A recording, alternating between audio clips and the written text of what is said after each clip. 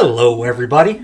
Welcome to the newly named, by popular demand, Blue Thunder Pod, the world's only pro wrestling podcast.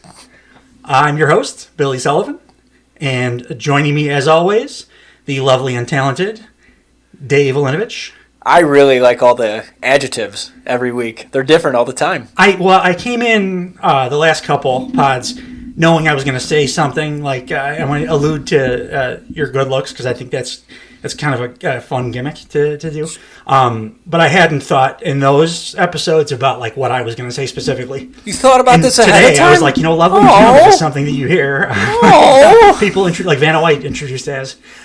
So yeah, I gave that a little forethought, along with the world's only pro wrestling podcast. The only pro wrestling the only one podcast that exists on Earth. That's it. We're the first ones. That's why we're seeing such weird success. That there has not been other ones until this one. I thought that. Well, I mean, that's why I had the idea to kick this off. Sure.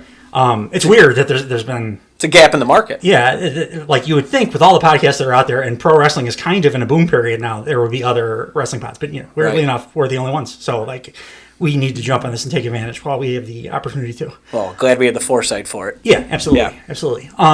So the way that I wanted to tackle the third episode, even though it's named a different show now. It's Blue Thunder Pod.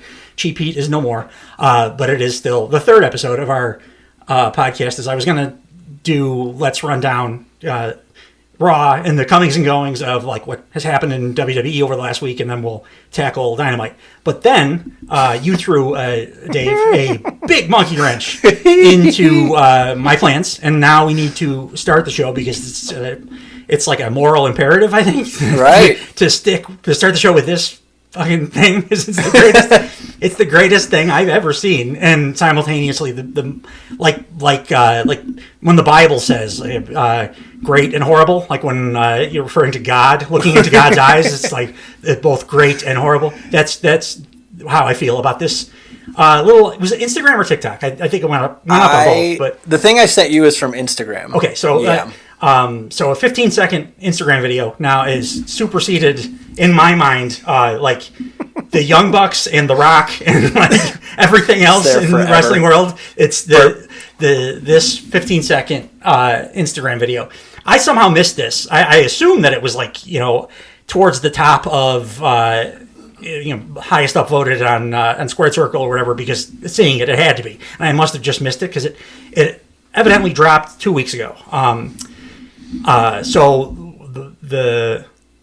to get to what the specific video actually is, I sent Dave earlier today just because I thought it was funny. An older Vince Neil, like being old ass Vince Neil doing his thing, and somebody had put together like a funny video, regarding it. It's for Kickstart My Heart, yes, right? For Kickstart My Heart. Yeah. It was basically just I sent it to you just because I thought, oh, that looks like modern day Chris Jericho, and then it certainly does. What Dave responded to me with was the video in question, which is Dave. I'll let you describe it since you're the finder. So Chris Jericho has his cruise. I think it's called the Jericho Cruise. It's the Jericho Cruise. The Jericho. Oh, how dare I? I mean, come on. Of course, it's Chris Jericho. It's layup branding. Some kind of goddamn gimmick.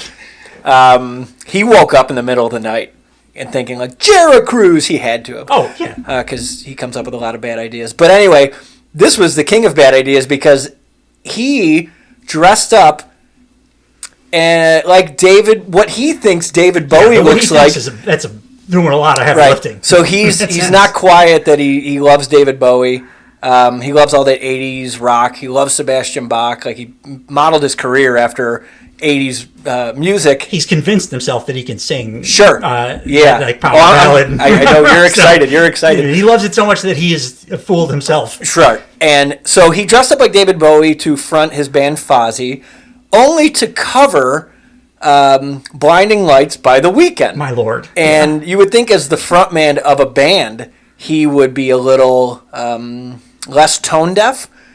With the money he has, you would think he would have better equipment to hear himself, or maybe he just doesn't care. On so many levels, tone deaf. It's like that covers so much ground. Saying that he's tone deaf in this regard, because literally tone deaf, and like because it is unbelievable how out of pitch. When Dave got here today, he found me just kind of singing not into a microphone. Just I was playing The Weeknd, Blinding Lights, and singing the refrain just because I wanted to see if I could sing it in key. Yeah, and I could. I'm not a very good singer. I thought you sounded Jericho good. was that far off, right? And he's dressed totally a professional. And he's dressed like David. Well, he's not even dressed like David Bowie. He looks more like Ronald McDonald. No, it's exactly what my comp was Ronald McDonald. Yeah. Like if you look at my notes, it says Ronald McDonald on my notes. I think we need to explain what this man looks like in this video. I'll link in the pod description the video too, so you guys can watch it at home. But I think we need to break down what this man thought was a good idea to go out onto stage in front of people wearing. So it's like the he's got the face paint, like the kind of famous iconic David Bowie star over the eye. Face paint. I only know that it's not super visible in this video, but I found some other videos from the same show, and that's what he had on his face. It looks like maybe it's sweated off a bit by the time they got to the Weeknd segment of the show. But like face painted like that, kind of sweaty off. So like he's got like a blue pallor kind of thing happening over his right eye a little bit.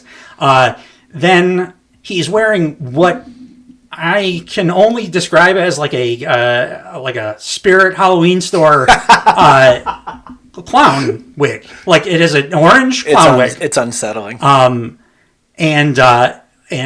like a vertical strength clown shirt with like gold shoulder pads.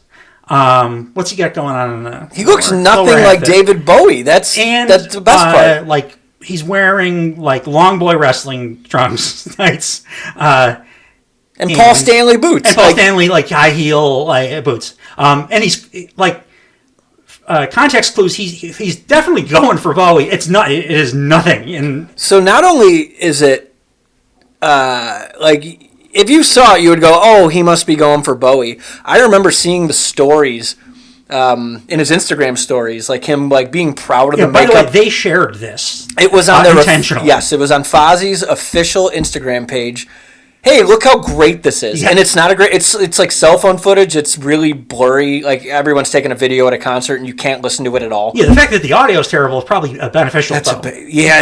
Not terrible enough because you can hear him just not even close to where he has to be, and coupled with the fact that he looks as ridiculous as he does, his band is dressed like his band. They're not 100%. Dressed. He's the only one on stage dressed like like a Lovecraftian murder clown.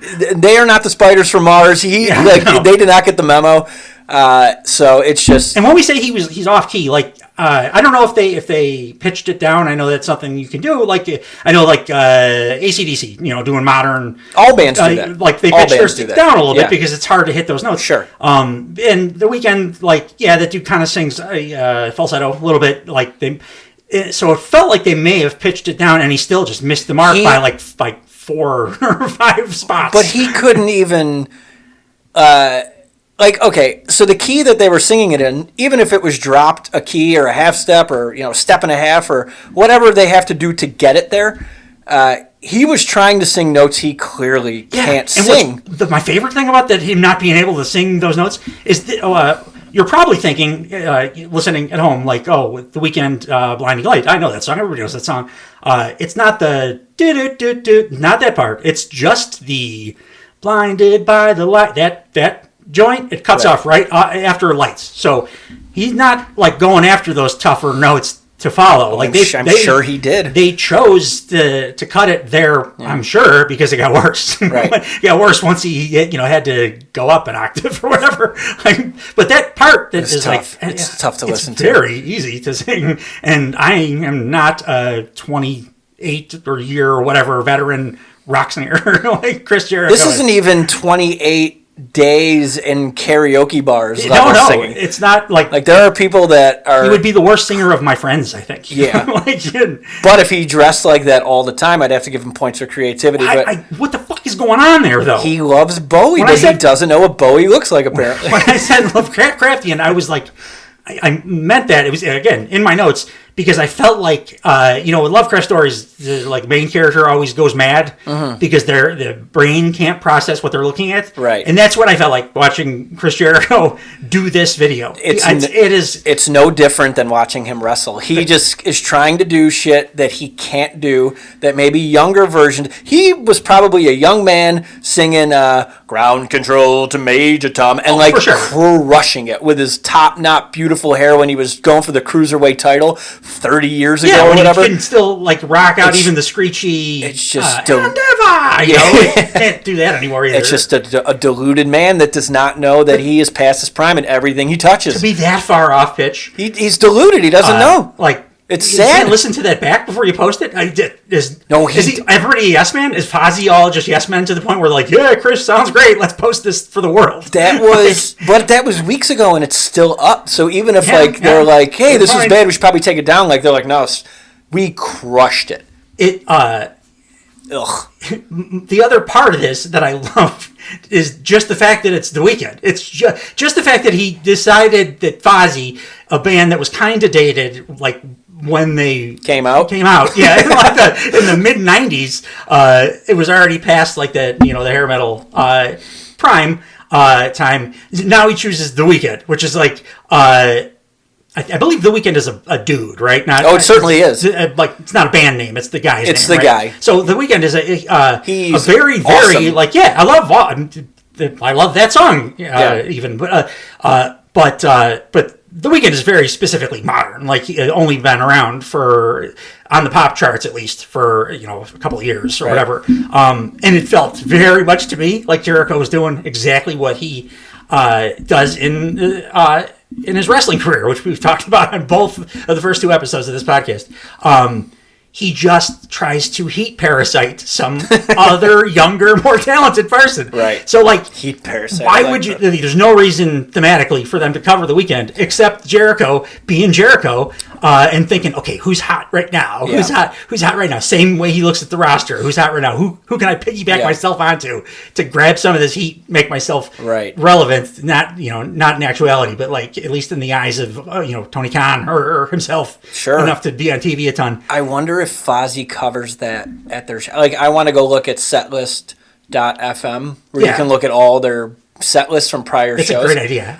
He's probably doing I don't know who else with Harry Styles songs or something like that. That would have been. So what I think he did was, and they probably all thought it was a good idea. Hey, we got all these people on our boat. Let's give them something special. We are in the middle of the ocean. Let's try to entertain them. If you guys are not familiar with the Jericho Cruise, we didn't really talk about what that is specifically. Chris Jericho has his own cruise line that he leaves, thankfully, because it gets him off TV for a little while, where he, it's a 2-week-long cruise, I think, where, Fozzy performs. It's completely wrestling themed, so he'll go get a bunch of indie performers, wrestlers, and there's a ring on the cruise. I don't know if he partners with him on the cruise line or whatever, but there's a full wrestling ring on the cruise, and they'll do a bunch of matches, and that's the premise of the cruise. So I'm sure they get a ton of interesting people going on the cruise. Only the best. I would do it for, again, what the kids used to say 15 years ago. Yeah. The lulls. I would do it for that. But 2 weeks might get a little yeah. So I'm too Lovecraftian. I'm looking at the band's set lists, and I do not. So this is kind of fun. So this is a user-based. So if you're not familiar, setlist.fm has set lists that are user submitted for every show that it possibly can be, right? So if you went to that show and you went on the site and you submitted this, they'll post it, which is helpful if you're going to see a band. You're like, hey, what songs are they going to play? But I digress. There are several shows where no one posted the set list. So I can't imagine why. But I did. So I did not see Blinding Lights in any of the previous sets, but they do. I did see they covered Relax by Frankie Goes to Hollywood, which is kind of fine. That's fine. That's on brand for them. Era-wise, at least. And they close every show with Blitzkrieg Pop by the Ramones. Oh, good. And they play it after Judas, their biggest song. I wonder how Judas sounds like with that. He probably just holds the mic out. Yeah. Like that old trick where you can't even sing your own songs. You just because sing it. Judas is not a particularly hard song to sing, but it's probably it's relatively tough. It's still he's still belting out. It's still a rock ballad. He's still, I have a very specific. Like when you showed me this, when you sent me this video, and thank you so much, Dave, for sending me this wonderful and awful video. When you sent it to me, my internal headcanon went to I know how Chris Jericho thinks. I know how he came up with this plan to do this abortion.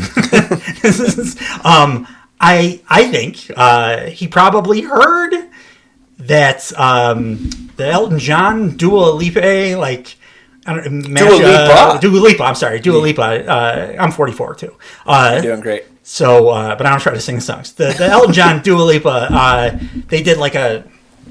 I don't know if it was considered a remix or a mashup of like Rocket Man over like a dance track kind of thing. It's a cool song. It sounds great. Yeah. And I know it like charted pretty well.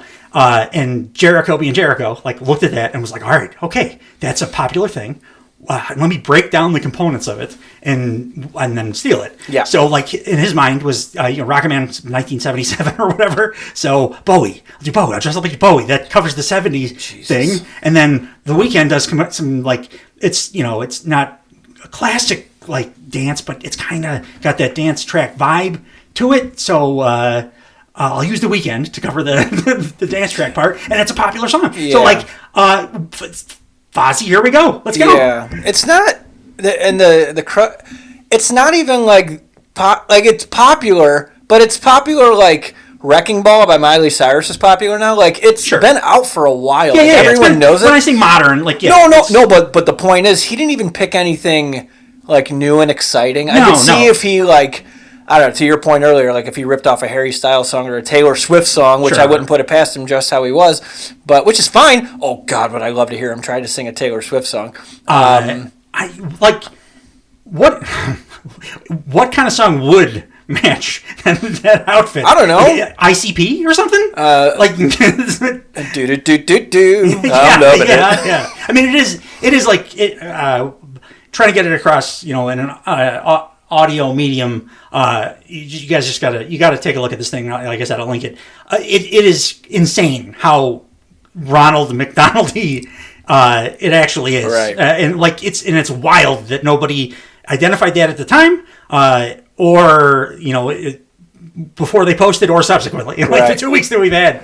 Look at it. It's a 15-second clip, and we've been talking about it for 15 minutes. My last notes in the Jericho. That's how good it is. Ronald McDonald Odyssey is maybe again I'm underestimating Chris Jericho, and he's actually a genius because it's getting people talking. Yep. It's the thing I was in a week that I some stuff that I. A lot of thoughts, wrestling thoughts. It became immediately the thing I was most excited to talk about because it's so bizarre. Press is fine. I don't think it's going to translate into ticket sales. No, I don't either. No. But in his mind, it might have been, let's do something to get people talking.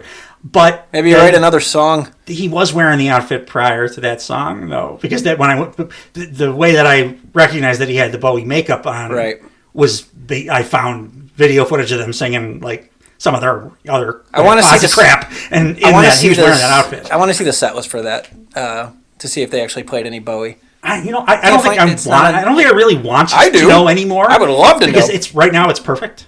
It's a perfect piece of media. Chris Jericho's like it is his lack of self-awareness like manifest in such a perfect and distilled way that I don't want to know any more about it. Like learning. Well, I'm not going to tell you when I find out. We recently learned the Mona Lisa, like who it was based on, like 2007 or something like that. They figured out it was like some noble's wife. Oh, and it hurts the mystique of the Mona Lisa knowing. I think it's doing okay. Real person. Most famous painting of all time. Yeah. Absolutely, and still holding strong after 2007. Right. But me, as a fan of art, part of the reason that people love Mona Lisa was the mysteriousness of the look on her face or whatever.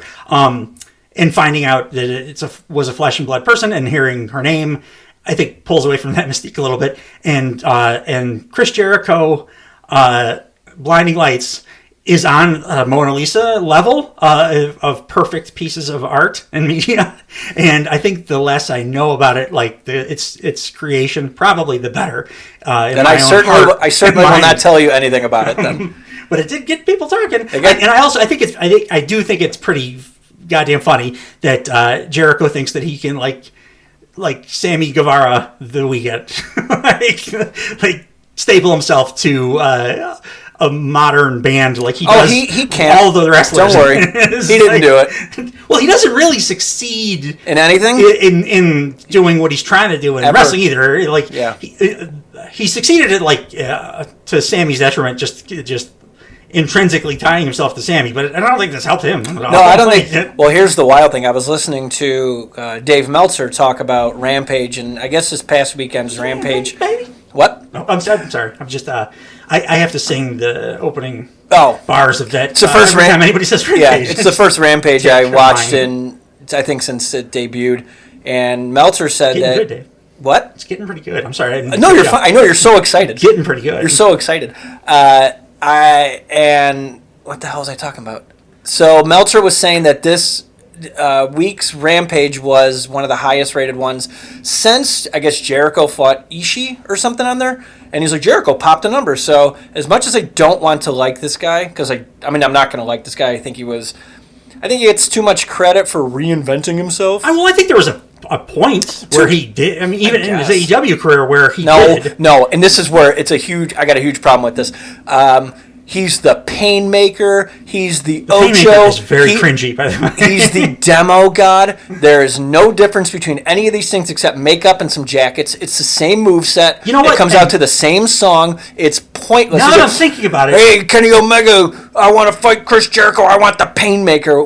Okay, so what is he going to put on I'm in a Ninja Turtles movie jacket and some face paint? It means nothing. And now that you put it that way, he did have ups in his career in AEW, and because everybody parroted that, he reinvents himself thing, I kind of just thought, because that's why he's having these spikes, and he's more interesting to watch. But the truth is, he does a reinvention, but it was tied to the Eddie Kingston match he had 2 years ago on pay-per-view was an awesome match, right? And that's right when everybody was like, "Oh, Jericho's back." It was because he had an awesome match. It wasn't because he reinvented some brilliant gimmick. Reinvention. He just was able to go still and then tried in that match. He lost a bunch of weight and he tried. That whole company's a bunch of guys that can go. That's not reinvention. Is when you're Y2J and you turn into when he was feuding with Shawn Michaels, and he was Sugar from No Country for Old Men, and he was just a silent killer. And then he reinvented himself, and then he did the list with Kevin Owens. Those were actual reinventions. But those were jacket era. But those were actual reinventions. Now he has a bunch of nicknames, and there's nothing different between each character. Yeah, not really. And it's all, and they're all derivative of other, the Painmaker is some bad '90s lower to mid card Japanese thing. He thinks he's going to do it in Japan, so he's going to do that. I don't know. It's not even good makeup. It's cringy. It's cringy. He's terrible. The Painmaker thing, and that's a terrible name too. All of it. I think it's all awful. I'm not going to take away from him though. Up through middle 02 maybe. He really could still go, and it was impressive. Middle of 02? I think that was when that 2002. I'm sorry, 2022. It is when the Kingston match was. It was right around there that it was. He had. Oh no! It was the Kingston match that was legit banger, and then he did the Ring of Honor when he was the Ring of Honor champ. That's fine. Did a run of matches, but the matches themselves, whatever. I didn't care that much about it, but he was solid in all those matches. It was I think what was the luchador with the white mask that Sin Cara. I very much like? Mystico. No. He's with the company currently, and he's awesome. It's the guy that's super, super strong. But he had the match with Jericho at that time. It'll come to me eventually. Where he got busted open. It was a great visual because he's got the white mask and he's bleeding through the mask. It just looked awesome. See, this is when I tuned out completely because it was so diluted. But even then, it was Jericho. All those matches were with relative unknowns that had like awesome gimmicks. That dude was like, it's killing me that I can't come up with his name, but like. So this is what I don't like about that company. He put over Action Andretti. Where's he right now? Exactly. He's cornering an awesome tag team. So, like, this guy thinks he's doing all these great things. He's having, like, again, the company's not short on great matches. They need to tell better stories, and Chris Jericho at the helm of everything, just saying he's reinventing himself, is not a good story. Yeah, well, I think to the huge benefit of the company itself. Tony Khan has, and he's talked about this. I'm not just guessing this is a thing. He's pivoted to leaning on Bryan Danielson. Like he's said verbally, like if I ever get hit by a bus, I've told my dad have Danielson run the company. So sure. And Danielson is very good creatively. Like his WWE stuff was all great. Always like the vegan thing with the wood belt and all that stuff. Like that was good. He did do true reinvention. Yes. Beyond, I mean, of course he's Danielson, so he's always going to be he's always going to be like a technical Marvel wrestler. But he reinvented his character, his gimmick a lot. Oh, I guess he could to something that's happening currently. There you can reinvent yourself and completely change your style too, I suppose. Because that's what a reinvention is. The Bucks are doing that right now. We have a lot to talk about with them. But moveset though, I don't mind. I mean, the Stone Cold Stunner was because of stunning Steve Austin, and he kept that in his moveset to great effect. Right, but even going face to heel, you're changing your moveset. It was the thing I was bitching about last week with Hangman. Like being too aerial when a traditional heel, and he's a full-blown heel, right? He has Bret Hart 1997 tweener heat right now, and it is awesome. Yeah. He even said on Dynamite, not to go ahead here. Do you want to start with Dynamite? Might as well. We can, I'm okay with that. We'll start with Dynamite. WWE stuff after. Well, he said it on the show, and we don't have to go into this quite yet, but he said, what did I do to be the bad guy, pretty much? To Swerve, right? So and he said that's in a way that But that's what Bret Hart essentially did when Vince McMahon was like screwing him, and Bret Hart, was like, this is bullshit, and like he had validity to what he was saying. We'll get into the weeds of that more than this, but I thought he was on a pretty solid overall segment. I thought he was the highlight of the segment too. Hangman? Yeah. Oh, I saw it. Completely backwards. I even have it in my notes. Okay, we may as well get into it now. Yeah. There's no need to do this chronologically. No. So they did on Dynamite this week. They did a segment was advertised as "We'll Hear From" Samoa Joe, Swerve, Strickland, and Hangman Adam Page. And the way that played out is Samoa Joseph came out and cut perfect as always. Samoa Joe promo on his own, just about like how he's being cheated essentially as champion. His phrasing, the way his delivery just kicks so much ass. And my favorite line of his portion of this was, so they went and made my match in honor of Texas style? I'm sorry. To borrow from the Texas playbook, they made my match bigger and dumber. It was fantastic. I just loved it. But good. But then Swerve came out. Big Pop. Everybody loves Swerve. And he kind of cut his promo. It was the only reason I didn't love it. I thought his delivery was solid, but it was basically him kind of going over the stuff that he's been talking about for the last few weeks, which it can be seen as a benefit, I guess, because it's something you mentioned last week, Dave. Is AEW does not recap stuff well enough, so it probably doesn't hurt to have a little bit of a rundown. He did say something I didn't like. He said, "I think you're making this personal to Joe." He's like, I thought this was something like, I thought this was business, but it feels like you're making it personal now. When Samoa Joe is literally just doing the company standard of who's the top ranked guy, and he's annoyed that there's two guys. Did he say you're making it? I mean, I know he said. I know that he said when we started this, I said I wasn't going to make it personal.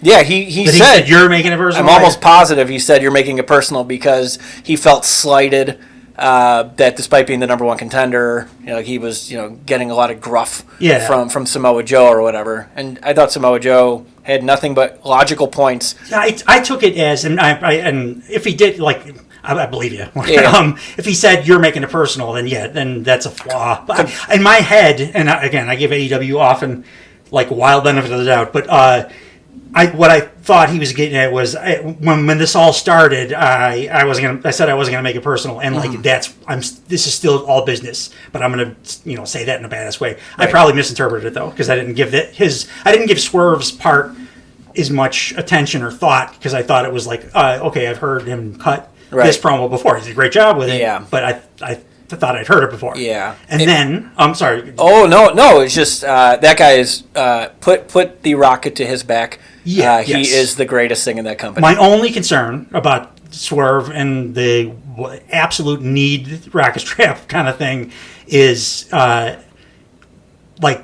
should they have done it last year? No. He's more over than ever now. But now my fear is they're going to bring in Ospreay and Okada and is Swerve's But he's a homegrown boy. Oh, yeah, absolutely. I really would like him to have a nice long. Ideally he wins here, and I do think they're going to probably try to put it on Ospreay in his home country. But if they're going to make that a yearly thing, maybe they won't do that with the Billy Goats immediately. Yeah. But I would Joe as a transitional champ is fine.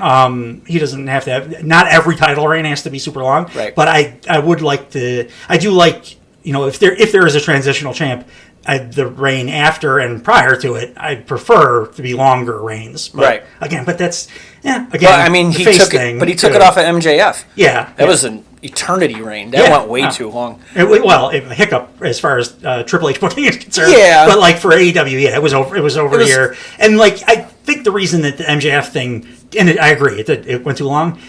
But I think that was just because the rest of the product was garbage. Was struggling quite a bit, and they had to lean on that dude hard. He was in every segment. He was in multiple segments per show. And being the opposite of Chris Jericho, self-aware, I identified and talked about it in an Instagram post before he left because of the injury. Do you remember that? I realized there's MJF fatigue. Right. Jericho's never realized there's Jericho fatigue. Do you remember the episode of Dynamite where MJF came dressed up like Gene Simmons from Kiss? I don't either. So next, Hangman Adam Page came out to no music. And he's just got the sweetest mustache Jerry curl combo. Yeah. We were talking about before the pod. I may have to get plugs just so I can finish the look and go full Hangman because he's that Magnum TA mustache he's rocking. It's just so cool. It's so good that Roderick Strong no longer has a mustache. Yeah. I thought that was funny that he shaved it off. He probably heard the pod. Hangman Adam Page's mustache absorbed Roderick Strong's mustache. It is the blob of mustaches. More aggressive every week. It's just sucking up mustaches everywhere. Better looking. It did look strong. I think I texted you guys, but I'll say it here too. That this segment made me realize that in my mind's eye, I look like Hangman Adam Page, and in reality, I look a lot more like Samoa Joe. Anyway, I'm sorry. No, you're fine. So go into the Hangman. Like I just mentioned, he was doing real tweener stuff where he was saying he doesn't understand why he's being wronged or why he's being pinned as the bad guy in this when he didn't do anything, and he's got points, and I didn't like him. I really am turning now because I'm a Bret Hart guy, and I love that he's Bret Hart now in AEW. Leaning heavy into that. And then, dude, I'm sure Punk loves this. Samoa Joe. Oh, yeah. I'm wearing a shirt. That's okay. I have the CM Punk WWE official merch on. Samoa Joe just punctuated the entire thing. It felt like what they would do is hey, we got to wrap it up. We have 30 seconds. And I think it was just organic. And Samoa Joe I don't know what he said exactly, but he cut a hard babyface promo on the way out and said, "I'm just going to beat both their asses at the pay." Because Joe is really like he's a monster, but he's always going to be over. People do the Joe thing. Like he's too cool to not. Is he the best promo in AEW? I think he's the best promo on earth. That's what I wrote. And it depends on what you're looking. So I sent that text out too, like while watching. Depends on, the specificity of what kind of promo you're looking for. I guess because there's nobody as good as Punk when it comes to, I think, on the fly, but just like classic promo, right. Selling the product and precision, sounding real, sounding like you believe the shit you're saying. Yeah.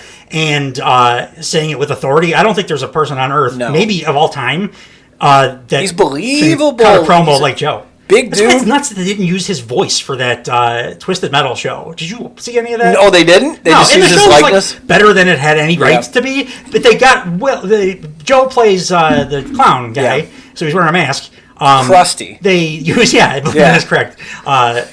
Don't correct us. That's canon. But they got Will Arnett, who's great. I love Will Arnett, but to do the voice, they did a voiceover. Oh. Yeah, and when you got Joe, you got someone Joe. Use that guy's voice. Isn't he McGruber? No, Will Arnett. Who's MacGruber? That's Will Forte. Will Forte. I'm getting my Wills mixed up. Will Arnett's Batman, right? Will Arnett Lego is Batman. Arrested Development. Bees? Yeah. That dude. I'm almost positive he's Lego Batman. Yes, you are correct. Lego Batman. Yes. Well, they didn't use Kevin Nash's voice when he was Super Shredder either, so I guess that's just a thing you do. Big Kev can't talk, though. Yeah. Beyond, that. I don't know if Super Shredder... and dropping F-bombs not Sure. And holding the mic like a cigar. That always bothered me. This segment felt like men arguing about men shit. Yeah, it didn't feel like I was in like a. Oh boy, you're saying that it's gonna dovetail nicely into my take on the first. What was the phrase you used? What was the phrase you used? It's not mine. It's Michael Sidgwick's, but deft dovetailing booking. Daft, like daft, D-E-F-T, not like Daft Punk. No, daft would be what they were, how they were booking. Yeah, daft. The last year. That's funny. It just felt like I'm excited for what's going to happen because anything. And Joe even said. He acknowledged what I thought was going to happen, where he's like, "Oh, you probably think, Hangman, you probably think you're going to beat me, so you get the title and you never have to beat Swerve." Like he called out all the booking that I thought was going to happen. A three-way match. Now I genuinely don't know what's going to. It's not WWE. Who cares? It's a three-way dance. It's like ECW's third. Sure. But top to bottom, like, wow. Yeah. Wrestling has been so good with just talking promos lately in both companies that I think they're ranking each other better too. Like everybody, Yeah, both companies. That's a good point. And like within even Dante Martin can cut a promo now. Yeah. Like that dude couldn't talk to save his goddamn life, and now he's cutting believable Punk style promos. I agree completely across the board. The bar for what you need to be able to do is like way higher than it was 10 years ago, totally. 5 years ago even. Feels organic again. Yeah. And my favorite little snippet part of this that I did want to touch on before we move on is I loved the Hangman line, like the self-referential understanding that it's 2024. The anti-Jericho, anti-Rock kind of modern heel thing is he didn't want. He says when you write your weekly Dynamite reports, make sure you say that I wasn't mad. I'm not mad. Yeah. I don't want it out on the internet that I'm angry, which is very much Twitter. Like you're not pissing me off. I'm just arguing my point, but I'm not mad. You didn't get to me. Like. That it just felt very in the moment. It's like 2024. Like it's the era. You have to acknowledge all forms of because these guys are actors who are like never get to turn it off. So they are the thing they are all the time. So even if they comment online, it's like, oh, that's the character. Like it is canon no matter what they say whenever they say it, right? Yes. Even if they're out to dinner with their wife and somebody puts a camera in their face and is like, oh, what do you think about that? Like that's part of the narrative now. Like Jimmy Snuka killed his wife, that is a storyline as well. Sure. It's a long-running storyline. It's weird that they got the U.S. government involved to put him in jail. He protects kayfabe more than MJF. Sure. But no, it's all very good. It's all very good, and I haven't been that excited for a main event probably secondary main event, I think, right? I'm more excited for this one than the Sting thing. We'll get to the Sting thing, but like this just feels so this damn strong match. It feels so, but it just feels like I don't know. Like I said, men arguing about men shit. It feels they believe what they're saying, all of them, exactly, and like the in ring follows suit there too. Right, they wrestle like they want to kill each other. Yes, yes. Like that's my only bugaboo with this. I generally don't like promo trains for that reason. It's a very WWE like that. What do you mean? Like one guy trains. So that's like one guy comes out, another guy's music hits, he comes out. Instead of like the we're sitting down with Tony Schiavone, all parties have agreed not to physical violence prior. I'm gonna like say that. Gotcha. I like that little bit of realism. But I'll forgive the promo train, whatever. It's like a trope. It's a thing that is known to be done in wrestling. The AEW really doesn't do it, and I would hope that they don't continue to do it, because I think in most circumstances it wouldn't get the grace that this gets, because it's Samoa Joe, friggin' Swerve, and Hangman. They are great, and I can more easily look past the lack of realism of why aren't they, trying to kill each other right then and there. Yeah. Just because they're so great. So like that's why I generally don't like the train promo thing. Right. But like, yeah, whatever. If that's my bugaboo, then it's a kick-ass segment still. Like, I think it's a Destiny's Child song, right? Bugaboo. It sounds like one. I mean, the title sounds like like something I would have danced to at a wedding for sure. I can't think. It's bothered me. What were we deftly dovetailing into? Jericho dressed up like Destiny's Child at the last wedding I went to. Yeah. I was ready to move on, but that last one derailed me as hard. Just in the onesie leotard. The Jericho video that you sent to me earlier derailed me. The reason I said that segment will definitely segue into the first segment of the show, which I'll talk about now, is the men of it, the manliness of it all. It plays a big part in why I ended up enjoying a match that I on first watch, as we know, I watch Dynamite multiple times, at least two per week. On my first watch, I just didn't really enjoy the match, but upon second viewing with headcanon applied, it was like my second favorite thing on the card. So it was. They open the show with, and I'll always be a fan of when they do open the show. It's a wild thing. Moxley versus Dax in a one-on-one match. They just got to get rid of that unscripted violence. That's bad. And then Death Jitsu, like they actually verbally said, Excalibur during this match said, "Oh, he's employing some of that Death Jitsu." And when Moxley bit him, I'm like, "Oh, Jesus Christ, it's awful." But it always pops the crowd. It's one of those, like, when you're in the building, Moxley's he's just over, it's a problem, because that will continue to happen, and this character is as stale as can be. Right. And that's kind of why I didn't love this match, even though, like, it went on initial watch. Him and Dax Harwood. Mox and Dax. Of FTR. Mox, Dax. That also plays into my headcanon thing that we'll talk about momentarily. Headcanon? Yeah. My personal headcanon about this match that I kind of wrote while watching it the second time, which made me enjoy the match just immeasurably more. But yeah, Mox versus Dax. So on paper, like very good technical, both striking and like counter wrestler match, which it was.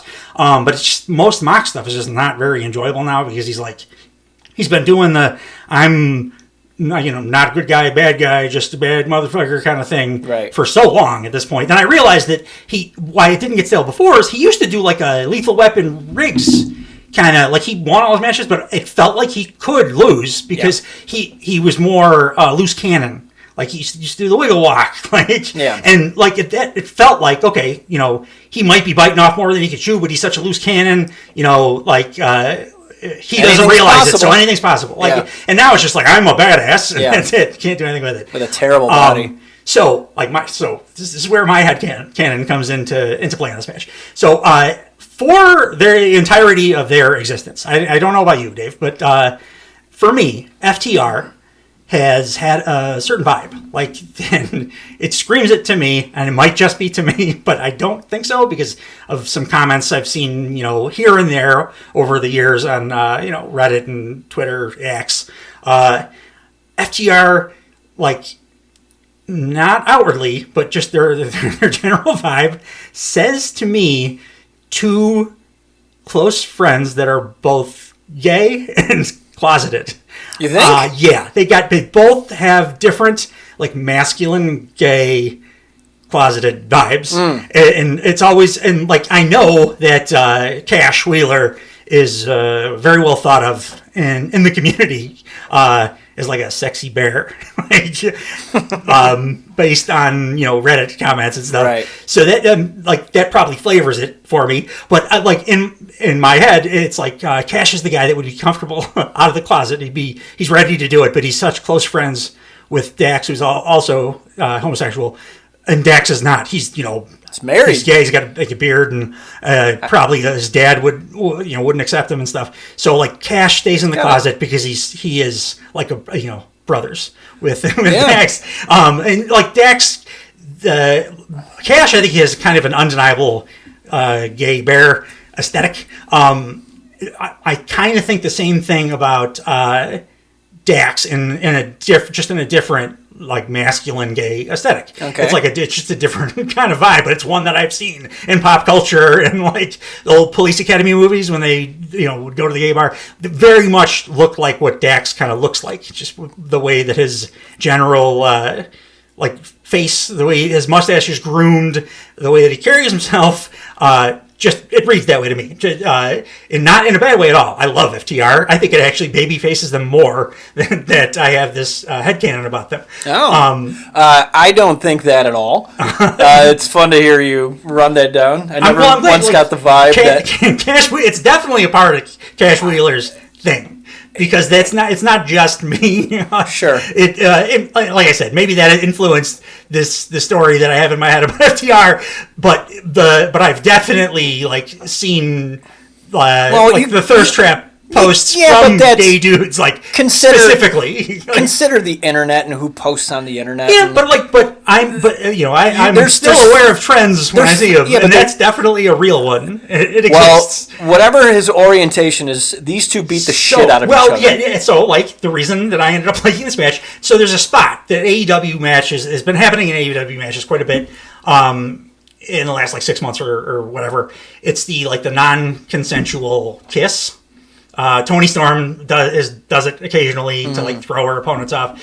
And in the men's matches when it happens, it's usually like they do it to assert dominance. Like, I am so strong over you that I can do this. And even that, like crossing that line, there's nothing you can do about it. That's an entertainment trope in most action movies. Exactly, yeah. I don't know if I like super love it in modern wrestling just because it's like the any non-consensual like sex type of stuff never to me plays great. Like, it just in the time that we're currently in, I think that kind of stuff would have worked, in the action movies you're talking about in the era that those movies came out. So they did back and forth that spot.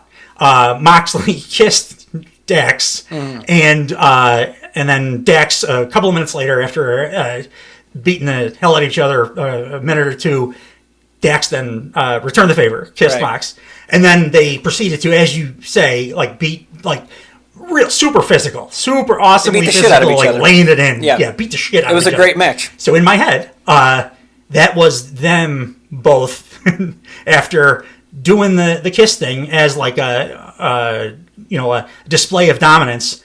Then it just like started to dawn on them both as they were fighting it out. It was like a sexual reawakening for Moxley and Dax. Maybe it's because you have YouTube TV and are watching it in a different scope. No, it's 100% because of my personal FTR gay vibes. No, I'm and then also because I'm so goddamn deathly tired of John Moxley's whole thing.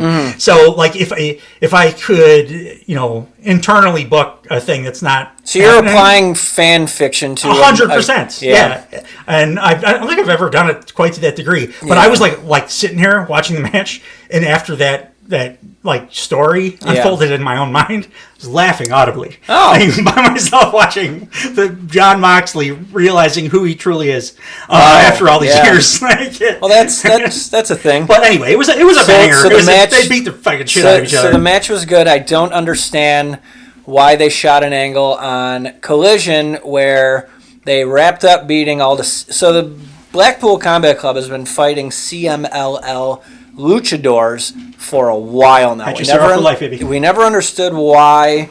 They never really explained it. And then they beat a couple of CMLL guys on Collision. And then they get on the mic and say, whoever wants to fight, basically calling out whoever wants to fight. FTR comes out, and that's the whole setup. They fight, and then they have this match. And then, like, the faces lose. And I don't know where they're going. I think it was kind of a waste. It's leading to a tag match, right? They're both ranked. That's all well and good, but then I don't know why they abandoned the CMLL thing so quickly. They did. They're finishing that angle. Hang on. So I have to Google this. What's going on? Good point. And I find out that I find out that all 4 members of the Blackpool Combat Club are doing a CMLL anniversary show at the end of March. I don't give a shit. Yeah, you're right. Most people probably. And they never said it on television why they did this or why I have to watch all these luchador matches. Mind you, it's like, what was it, Mystico and Matt Sydal, which like was sloppy. I love Matt Sydal. He's a little older, a little sloppier. Mystico's always been sloppy. Yeah. But this was a waste. And then going into an 8-man bump for CMLL too if they like say something. But yeah, I think you're right. I think I only know about it because of my online. You had to Google it, and it's like, well, what the hell is this all about? And then, so what? They're going to wrestle FTR while they're building a CMLL match? It just like, and also, where the hell's Danielson? Where I just saw Wheeler Yuta's injured, which is why he's been off of TV. Well, Danielson did just wrestle an orgasmically good match in Japan. Against Zack Sabre Jr., so I'm guessing he's like still overseas. Totally. Say something on TV. Like again, I shouldn't have to Google. I shouldn't have to watch vlogs. I shouldn't have to follow shit on social media. This one is especially egregious because I think it actually hurts the thing they were doing, the CMLL thing. Like even if you're trying to give them a rub, that would give them a rub. Like if you talked about that. And also too, probably the BCC is going to lose at CMLL because they got to put them up. So let me get this straight. They're going to beat 3 world champions of different organizations after these guys jobbed out for weeks. Well, I like, especially that. I mean, ultimately, they made the way that match was laid out. The CMLL guys they not dominated, but they definitely had the upper hand for the entirety of the match, and it was a ball kick. It was a groin kick. So they established that these guys cannot not only hang with BCC, they can probably out wrestle. Right. So that is great, but if your blow off is it's a different company program that you're not promoting, also too, if you're gonna have a team win by dastardly tactics by doing ball shots to win matches, he beat Dax clean as a whistle in the middle of the ring. Yeah, he made him. Dax tapped, which I thought was kind of a breath of fresh air. It's not every badass has but he to did pass out. But he did the same shit that Jericho did that I was griping about last time. He did the hope spot with the hand, and then he tapped out. I was like, what is this? Why? I just don't see where it's going. Well, and then Moxley did the hold the choke on forever. Yeah. Super, super heel. Right. But then he's going to come out with the Wild Thing next week. And people are going to go apeshit for him. Like, he's still, at the start of this match, you're getting Mox and FTR, dueling chants. Right. But that's a case of Pick a lane, man. That's a case of the song Fozzy's, Judas is over like Rover. Yeah. Right? People are going to sing it forever. People are going to sing Wild Thing forever. Jericho during the match. They don't have to. Their song is what's over. Not him. It's like when Bobby Roode had Glorious. It's like, that song was amazing. Oh, my God. And, he was just Weekend of the Royal Rumble in San Antonio. I sang it. Throughout the streets. But they do chant for Moxley.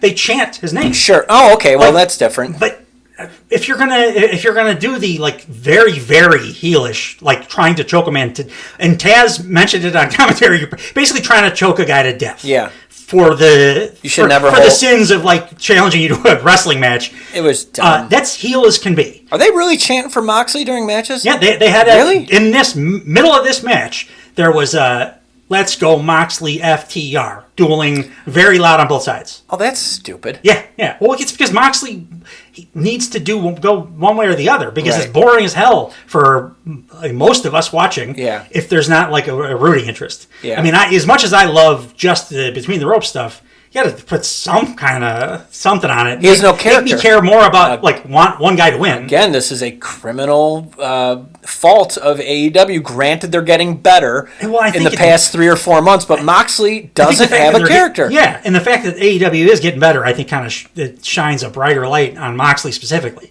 because he's refusing to evolve. Yeah, he won't change. Yeah, that makes sense. That makes sense. Like Danielson, I think he does it in a way that is like the kind of the right way to do it. Yeah. Where his character stayed super consistent.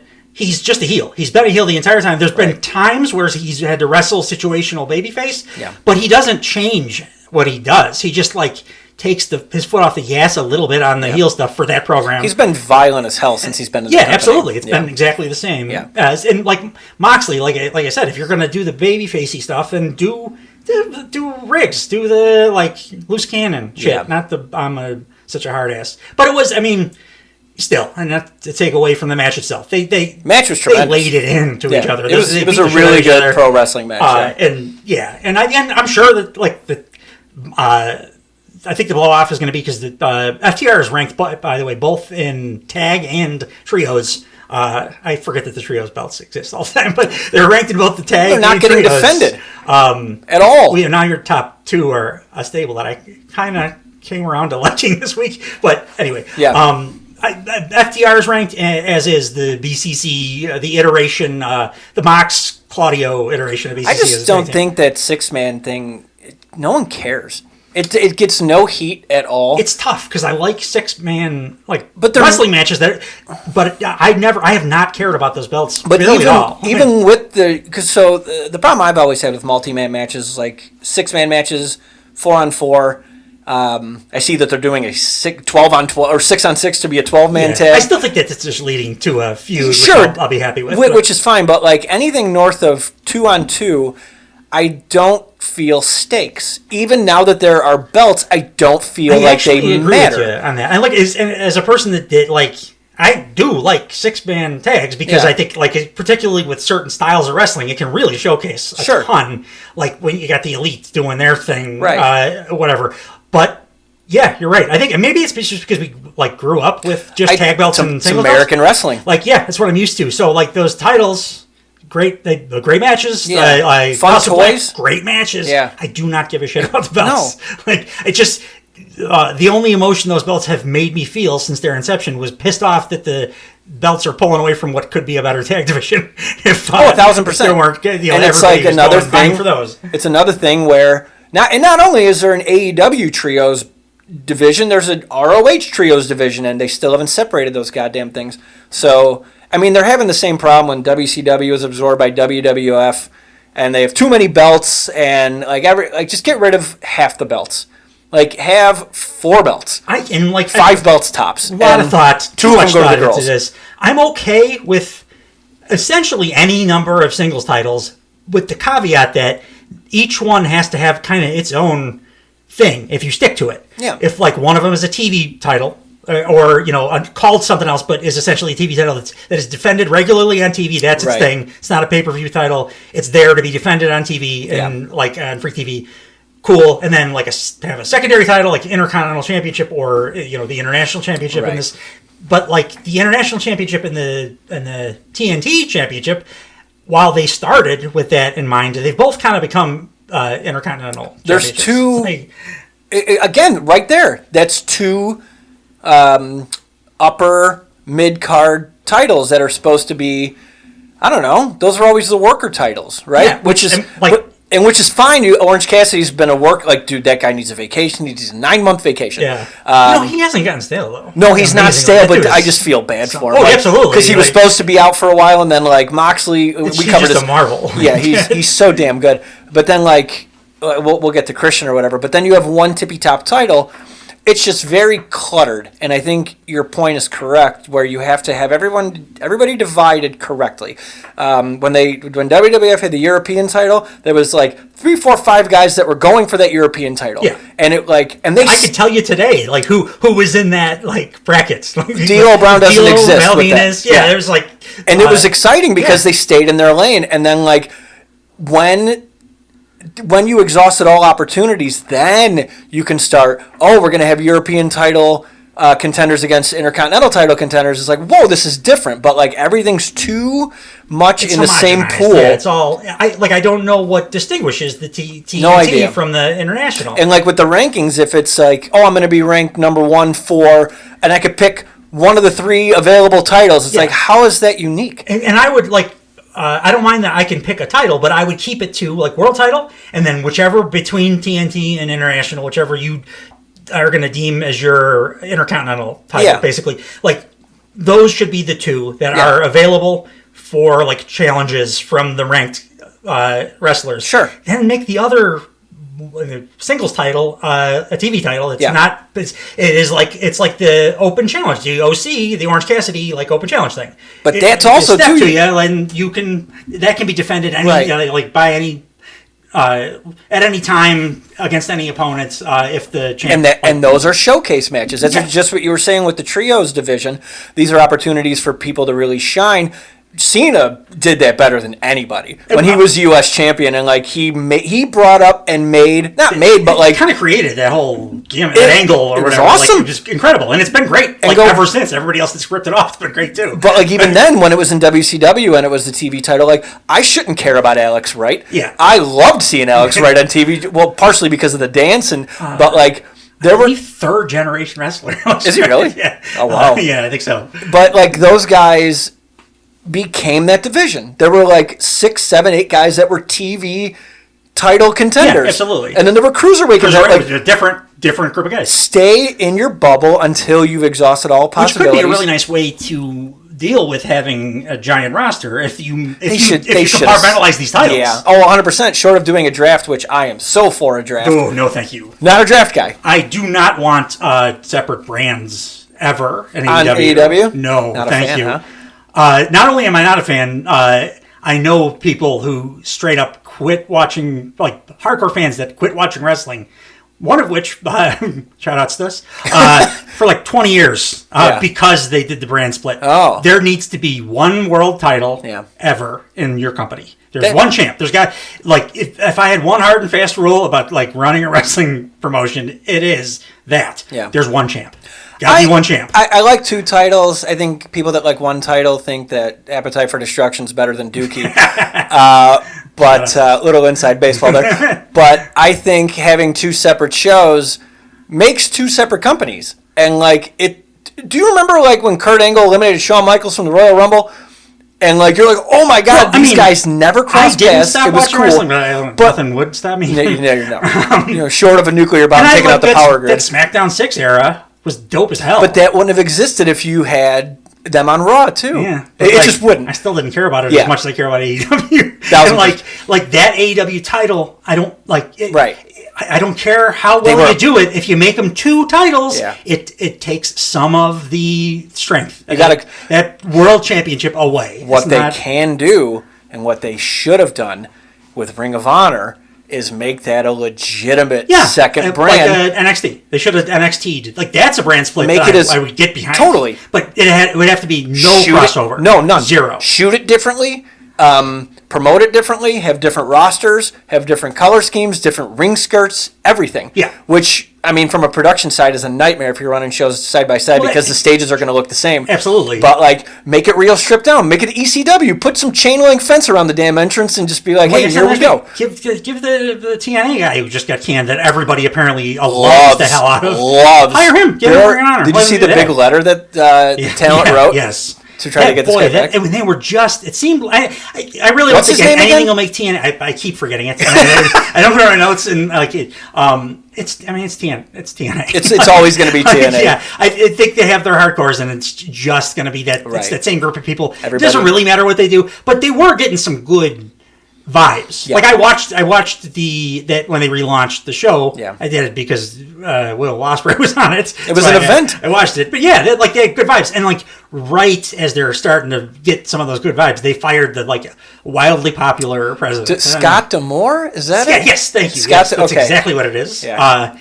And the reasons I've seen, like, I think it's just rumor stuff, but they don't make any sense. No. It's always like, well, Scott Demore wanted to sign Braun Strowman, but then, what's the name of the ownership group? It doesn't matter. Ownership group said, well, it's too expensive. We don't want to pay that. And it's like 3 different variations of that story. But that's not a reason you fire the president, that he's asking to try to, like, sign a name guy. He went after Punk, too. Yeah, they put in like a serious bid for Punk. I think Punk wrestled in original TNA, like a couple of matches. He did. He wrestled it's crazy the number of like he wrestled like Bucks too. Who the hell did he wrestle? Generation. It was something wild like Randy Savage or something like that. Oh like, Jesus! That's one of it might not be reason him, why pro wrestling is amazing. Like you could still many years later you come across shit like that. It's like it's just a never-ending hole of beauty and wonder. Not to get ahead here. That's what I felt when I was watching the Daniel Garcia Edge match. Oh yeah, I'm like, this feels like somebody Edge walked through like a time portal or something like that. Exactly what you should be feeling when a company like AEW grabs a name. Yeah. In your head, like at least me, when they do something like sign Edge, I immediately go, oh, like we could see like Edge, Sammy Guevara, like Edge, Daniel Garcia, like that. You run down all those in your head, and they really haven't done a great job of doing those, like, not necessarily even dream matches, just like super interesting matches that are there, available. But they got to make sense, too. Punk did a little bit, because he did Darby right away, which, Punk is so smart. You go to the guy that has chemistry with everybody, like, is incapable of a bad match, and kick it off with him. But Punk did a bunch of kind of interesting, he worked Hobbs and stuff. Yeah. But all the other signings, they haven't done that. I forgot Saraya was a roster. And you know what? It sucks because Saraya's been crushing it. On like I don't know if to call it on the mic or whatever. It's in like the live backstage vignettes, but she's like back to her peak Paige days as far as like acting chops go. And she's got it back in the ring too. But like it would have been cool to see her do that run of like interesting matches that I'm dying that like they better go the Adam Copeland route with Sasha Banks and Mercedes Moné, because I need to see all those awesome matches. Yeah. Did you see Athena calling it out? No. She it was on the Twitter, on somebody's podcast or whatever, and then it was on Twitter. Gotcha. So they posted it to Twitter. But Athena, she didn't say her name, but it was like she's like, everybody knows who we are hoping is coming. The day of big business, and she just gushing like, I'm finally going to get this opportunity. We worked together in the past, but we never like had a one-on-one match. We crossed paths in a tag match where I don't think we touched, and we had a Rumble match where we were in the ring together, never touched. And now I'm just so excited for the singles match. And I'm thinking, like, you should be, because it's awesome. But are they going to do it? But I hope, and here's where they have a shining opportunity to bring in someone that everybody's familiar with and make the matches make sense. Yeah. So when Punk did it, he was not quiet that he wanted to, he even said in the promos, I want to elevate young talent. I want to work with the future of the company. And then everybody was bummed that he was not immediately wrestling guys we wanted to see him wrestle. So if it's storyline correct, to have Sasha Banks wrestle everybody. I was at no point bummed with CM Punk being on my team. He got a little boring. I remember he caught some shit for that. He got a little boring, and like, I am a Punk apologist. That was bad faith stuff, though. He hadn't wrestled in 7 years. Sure, but like work off some rust. Yeah, which it's all well and good, but it is a sin we never got Punk Kenny Omega. Also, Punk Danielson, like. Yeah. I know, like what did Punk say one time? He's like, we're like Brett and Strong. We should be on opposite sides of the roster. I'm like, be on the same side of the roster. Yeah. Yes. Just draw so much money. 100%. And do like just wrestle again. Wrestle I don't like split rosters. Yeah. But again, okay, so let's say that Collision shit worked out and Punk's over there and you got Danielson over here, and then once a year you have like your Raw versus SmackDown. Your Wrestle Dream or whatever the fuck. Make the Forbidden Door your own goddamn company. Well, it's going to have to be because there's nobody left at NJPW. Nobody left. They have absorbed everybody. I hope. I'm sure you're not going to have any idea what the hell I'm talking about here. Moxley's young boy, his young lion. That's the guy that I kind of hope that they push to the moon now, but it's not looking good for them. They really haven't done the work with anybody to get him over. And now that they've lost like all of their main event talent at AEW. I mean, you're right. I have no idea what the hell you're talking about. But I'll let you. What happened next? Shoda's his name. What happened next on Dynamite? What backstage segment happened next? Oh yeah, it was the announcement, right? It did like initially didn't make canonical like story sense, but then because it's Don Callis, who's just a wonderful person, he kind of made it make sense. So Callis is backstage with Takeshita and Powerhouse Hobbs, and he's talking about how like these guys are so dominant that at this point, nobody wants to face them. Like my exacting nerd wrestling brain went right to it's not up to you. It's the matches are booked. It's a ranking system. Like, but still, like that. His point was nobody wants to wrestle these guys because everybody in my clique, my stable is such a badass that everybody's afraid to match up with them. So I had to stay within my own Don Callis family and set up a match for Takeshita at the upcoming Revolution pay-per-view, which is low-key the best pay-per-view they do year to year, every year in AEW. And I'm going to stick with my guy, Will Ospreay. So we're getting Takeshita Ospreay at Revolution, which is like to what we were just talking about, those like dream match things that you think about. Like that's literally like the first or second one I thought of when Will Ospreay was announced as on the like, oh my god, now I get to see Takeshita, a dude that I haven't seen, like he's young, so I haven't seen wrestle any of these guys, and is a friggin' phenom himself. That match is going to be so amazing. And going completely against everything I've just been saying about it has to make storyline sense. The last time I saw like a holy shit match that like has stayed with me is when Ospreay fought Orange Cassidy at Forbidden Door, and it made no storyline sense. Most of the Forbidden Door stuff like has no. But this, I think, is going to get the same luxury. It's a very rare luxury where you're just going to watch an insanely good match. Absolutely, and I do think it is going to. It's going to end up being a story because it's their way to get Ospreay out of the Callis family. Well, he's going to be there. Like Ospreay wasn't there like full time. He was just coming in. He was on the painting. No. For Forbidden Door. Oh yeah. So now he's going to. But then Callis like co-opted him and then into his now family. Now he's going to be here full time and a huge babyface probably. Who's winning? I think that because Takeshi's going to cheat and Takeshi's going to win, and that's how they're going to. I mean, again, if AEW continues, if AEW continues moving in the right direction, they'll do something that I'm not thinking of that is great. But the thing that makes sense to me, looking in at it right now, is okay. Two birds with one stone, or a 5-star match that everybody wants to see, and also we need to untie this guy from a stable because when he was just a part-timer coming in from another company, it made sense to be in the Don Callis family. Right. Will Ospreay doesn't need the Don Callis family if he's full-time AEW, so I'm sure they want him out of that group. Like I said, I think whatever they do, it doesn't matter. He's going to be a babyface. People are going to go apeshit for him because he's the Billy Goat. Of course he's going to be a babyface. And he's going to become a bigger babyface coming out of this. Yeah. So if they're smart about it, they use this as a mechanism. Sure. And the one area where I do generally forgive no storyline matches, like a debuting star. Right. Because you can't build it if he's not. I mean, he's been wrestling in Japan. Right. Till like 2 days ago or something. Yeah. And I think this is also giving him something to do to keep him away from the world title for now. Yeah. Because they don't want to dilute what they already have.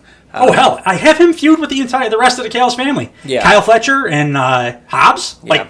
Hell yes. Wait, Kyle Fletcher, he's in a stable with them, right? Aren't they the United Empire or something like that? Yeah, well, they were. Yeah. Did they have a falling out? I think when... Is he his young boy? He might have been, actually. But when Aussie Open came over to AEW, I believe officially left the United Empire, and then Ospreay. I know that at the end of the last pay-per-view, which was awesome, NJPW pay-per-view, his farewell thing, he said goodbye and essentially was handing the reins over to somebody else. I think maybe what's his face, the MMA douchebag who wanted to fight everybody and beat up his girlfriend's porn star. Oh, his name's escaping me. I'm looking at him. Yeah, me too.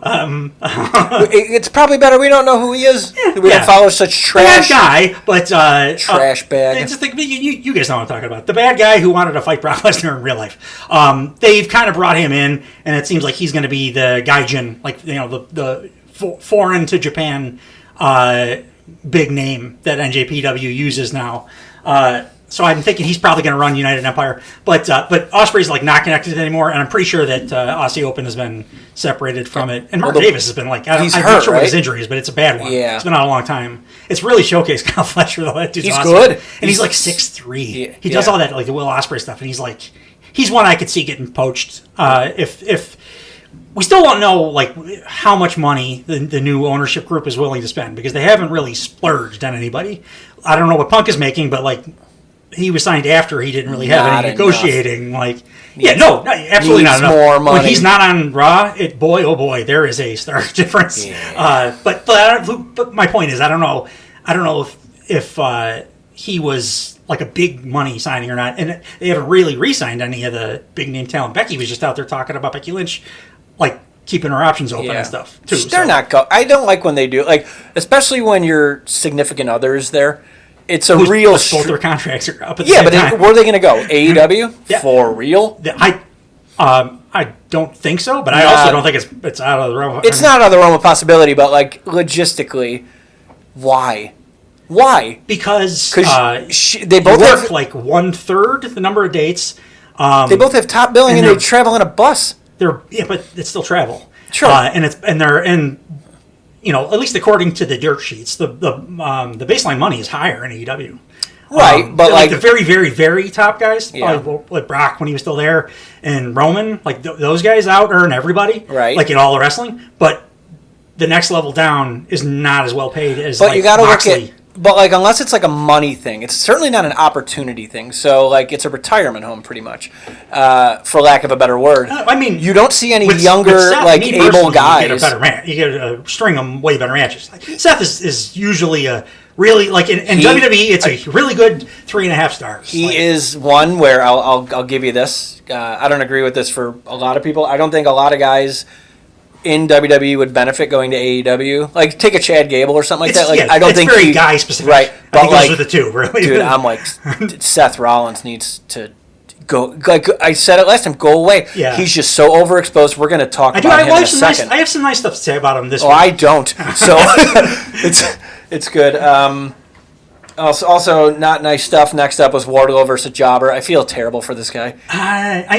You've expressed that sentiment about Wardlow before, and there was a point in my life when I felt bad for Wardlow.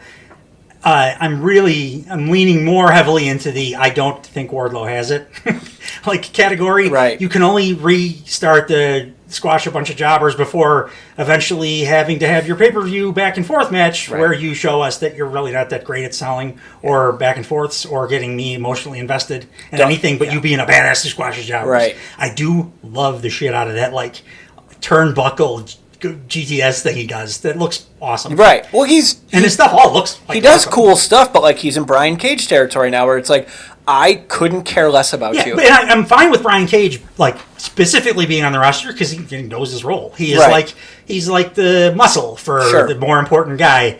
But they keep like he's thinking the that Wardlow is guy. that thing too. No, and I just don't think he has that kind of charisma. No. Not even a little bit. He's real. He's a good looking guy. He's got a good look in general. His moveset is solid, and the stuff he adds is usually like fairly smart. He got rid of that ridiculous wind up clothesline thing he was doing that made me cringe every time he was on TV. But like everything else, his moveset's all great, but he just doesn't make you feel it. I can't.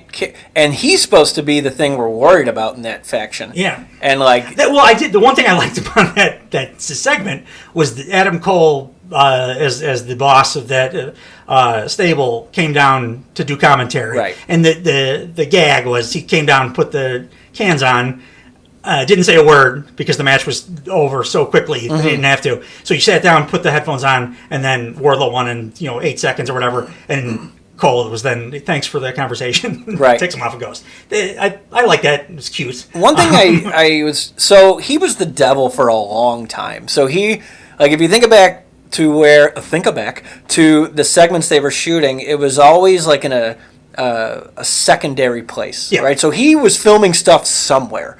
So why can't they acknowledge that? Keep him there. Yeah, I don't like him on screen. And even if you're showing him from somewhere else, like have all him the shots from totally wherever. like some secret room, put a bunch of screens on it. I don't give a shit. Typical bad guy stuff. Just watch I don't know, any movie from the last 30 years. What do bad guys do? Just be one of those. Stop wheeling him out. Yeah, he's not. I mean, there are certain kinds of guys that can do the in a wheelchair heel. Yeah, Adam Cole's not one of them. He's like bombast. He's like the Adam Cole baby. That does not work. No, wheeled out. I'm glad to see he got back in the tanning bed. he was coming out a little gaunt. Yeah, like when you're back in storyline and on week to week TV, you can't have your rehab look going. Right. And it really it was an extra layer of this doesn't look great on top of the wheelchair thing. Oh, speaking of Adam Cole, so I don't know what movie it was, but so Britt Baker was on a red carpet, and it was heavily photographed, and AEW put it on their social media. She's all over the place. Why are they acknowledging her and not putting her on TV? My hope is that they have a plan that I just don't see. Is she going to come back the same night as Sasha Banks debuts and they set that up immediately? Maybe that's the double. Maybe it's not Okada. Maybe it's Britt. But then Britt does the job right away from coming back. She's been all over everything. Super Bowl too. She was in with the group with Sasha Banks and Mercedes. Oh yeah, that's a good point. Yeah, I've seen her I saw her doing some kind of a non-wrestling interview too. I think it was a very recent thing too. So yeah, it feels like she's on that press toury kind of thing happening. But yeah, excuse me, with no mention of her otherwise, within storyline.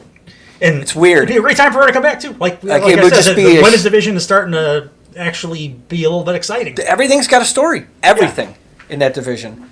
What was next? So yeah, we're getting to Takeshita Ospreay. That card, by the way, I know it's not going to happen, but I looked at somebody did a graphic breakdown of the card on Reddit or whatever, and it's perfect, and I wouldn't add a thing to it, and I think they're probably going to add Tony Khan being Tony Khan, probably going to add 6 more matches. Has to. That it's right now it would be just perfect, a perfect pay-per-view. Right. But yeah, I'm sure it'll get a ton of matches added to it, and then probably 2 pre-shows and stuff. We got a lot still, a couple weeks. Oh, that's plenty of time for him to make a 7-hour show. Well, in the past it was, and for the last year it was a couple weeks was when he started telling the stories for the upcoming pay-per-view. That's fair, yeah. So yeah, he's got plenty of time to sandwich in a bunch more matches. So yeah, Wardlow just not got it kind of thing. I think it sounds like we're both kind of. I don't care. I think don't care about the stable at all. He could be well served to Wardlow specifically to go to WWE. I think that they send him to their what's it called, the Performance Center. You learn that style, and just do that. Batista him, make him a cool big guy. Right. I think he could probably pull that off. Because the big monster thing just doesn't work. It's not believable. He's also not he's a big monster there. No, he won't. Next to Drew McIntyre. Drew. He's going to have Taz issues. It'd be like Edge when Edge came over and he's bigger than Luchasaurus. Yeah. Speaking of Edge, but him and Daniel Garcia. And by the way, because you said the whole faction. Yeah. I was absolutely out on all of them, but they should all thank their lucky stars. Oh, Matt Taven. Jesus, Matt Taven is part of it because boy. Changing my opinion on a wrestler in one segment, so completely is hard to do, and we'll talk about it. We'll get there. So what is up next? Adam Copeland versus Daniel Garcia. Oh yeah, okay. So yeah. So one thing I really like about, because I, for the first time in forever, wanted to be prepared and understand. I always bitch about there's no story, so I went back to watch Rampage and Collision. I'm I got to see if there's some continuity here. Matt Menard. Yeah. Is adding so much to Daniel Garcia. Daddy Man. But who did he wrestle? who did Daniel Garcia and Shane Taylor wrestled on Collision? Shane Taylor, by the way, super underrated. Like, he's good. Guy to have as a lower mid card. He's good. That punch thing he throws makes my teeth hurt. He's just wonderful work. I just like a nice I don't know. Yeah, it's different looking guy too. Like it's not like a super creative gimmick that he has, but I'm a badass from East Cleveland. Yeah, it's just different, right? Yeah. No one else is doing it right now, but definitely done before. But as so Daniel Garcia's in the ring, Matt Menard's on commentary, Daddy Magic, and Shane Taylor's coming out. Or I don't remember how they came out exactly. Who cares? But Daddy Magic is saying. They're talking about how is Daniel Garcia going to beat this guy, and he says and he's giving legit play-by-plays. I don't know, he might have to target a body part and just go for that. But and what the hell happens in the match? He targets a body part and goes for it. Continuity. So, but and he did it again. He added so much to the damn match just by actually showing that he's not just hearing something in a headset. He's just sitting there and playing the part of an observer of the match, and this is his boy, so he wants him to do good. I don't know. It was totally believable. Daddy Magic has a huge future whenever he wants to hang up the boots as a full-time commentator. Right. I mean, he calls Rampage. I don't know if it's full-time or not, but he does call at least some Rampages at this point, and he's he's just got it. Yeah. And specifically, he's with the story he's tied into with because he's not the strongest in the ring either. So it's a nice role for him. He's a really, really good talker and who likes paying attention to the little minute detail kind of stuff. I didn't know he had it in him because he's usually doing that over the top yeah, which is fun. Jersey Shore totally voice. Yeah, and when he's talking, he knows what it it's just the shift of tone Quebecois. Made me really like over the top Quebecois. Did you hear that part? It made me laugh. Just made me laugh. They were talking about. I think Taz was so what are you to Daniel Garcia? Are you a mentor? Are you managing? It's unclear. What are you? He's doing his heel thing. Yeah. And Excalibur is oh yeah, the way that we've been talking about you, and the way we see you is the Quebecois Alex Abrahantes. And Daddy Magic's oh Lord, it's great. But yeah, he was doing the over the top French Canadian that somehow it sounds like he's from the South Side of Chicago. Right. He's good, but he was great at that. Yeah. Great Mike, doing that kind of stuff too. But it's just he's got a huge future. I think calling matches whenever he decides that that's what he wants to do. Right. And it's really benefiting Daniel Garcia, is particularly in this, I think of all the wrestlers on the roster, the guy that's benefited the most from this, refocusing since the year turned over to 2024 of AEW has been Daniel Garcia. Yeah, he goes through these phases where he headlined how many Dynamites? Yeah. And what came from it, and he was last week he referenced that verbally. Yeah, he said it. Sure, it's just going to be the same old, Danny Garcia, which makes me think it's not. So here's another kudos to Matt Menard, and I like what they're doing. Making him a mouthpiece, a passive mouthpiece. I've never seen this done before in wrestling. Yeah, where he's speaking for Daniel Garcia, but he's not doing it in the ring cutting a promo. It's just on commentary that's new, and you can say way more and build considerably more character development with that because Daniel Garcia can't talk for shit, and he proved it on Collision. I like his mic for a not conventional reason. He to me always reminds me of he is because this is what he really is. He's a dumb guy, athletic prodigy. He talks like the Diaz brothers. Yeah, UFC. He really does. I'm waiting for him to say Stockton what after every. It's from Buffalo, but it would fit for him to be Stockton what after every one of his sentences. Dude, he said he sounds super dumb. Right. That's all. Because here, so Edge was in the ring. This was on Collision. I made sure to write this word for word. So. There's a ranking, just to recap, there's a ranking system in this company. The objective of the ranking system is to win as much as possible to earn title matches. Edge is in the ring cutting a promo about how he is got his eyes on Christian Cage, not only because is he next in line ratings-wise, but storyline-wise, he is...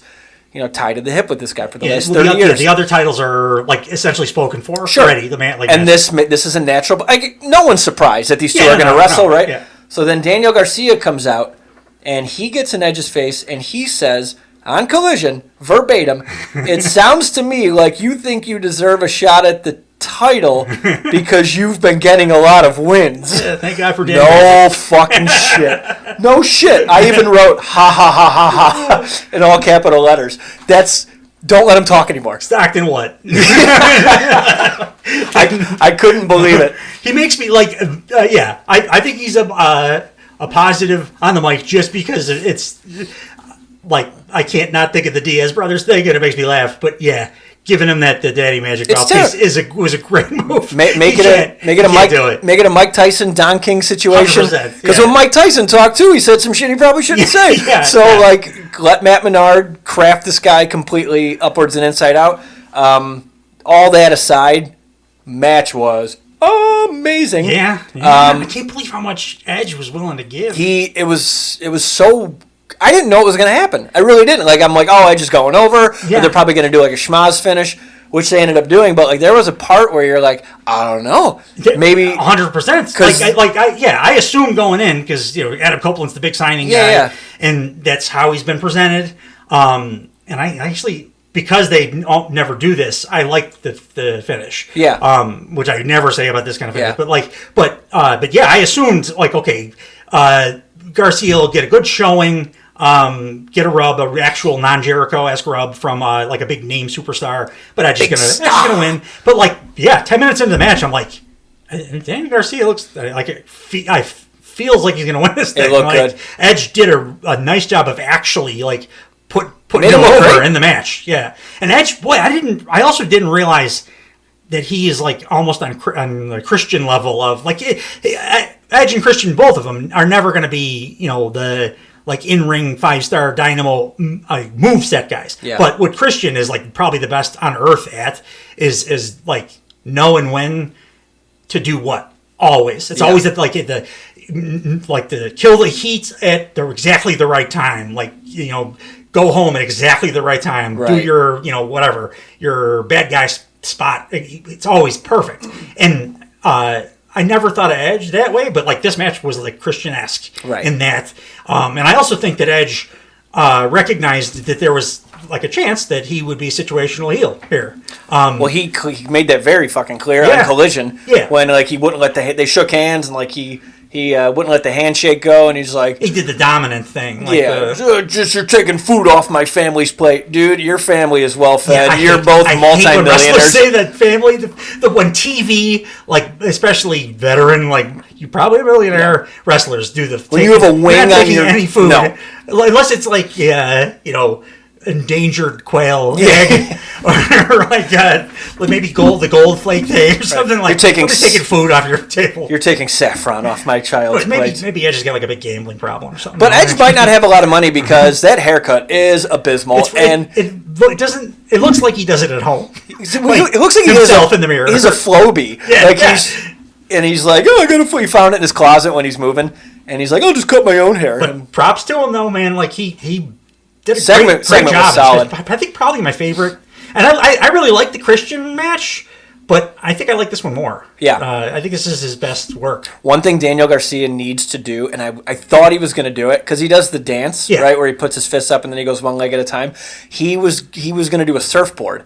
And he needs jumps. He did like a little mini one. He needs to go back and forth, leg to leg, and stop. 100%. It would be incorporated. It would be such a cool spot.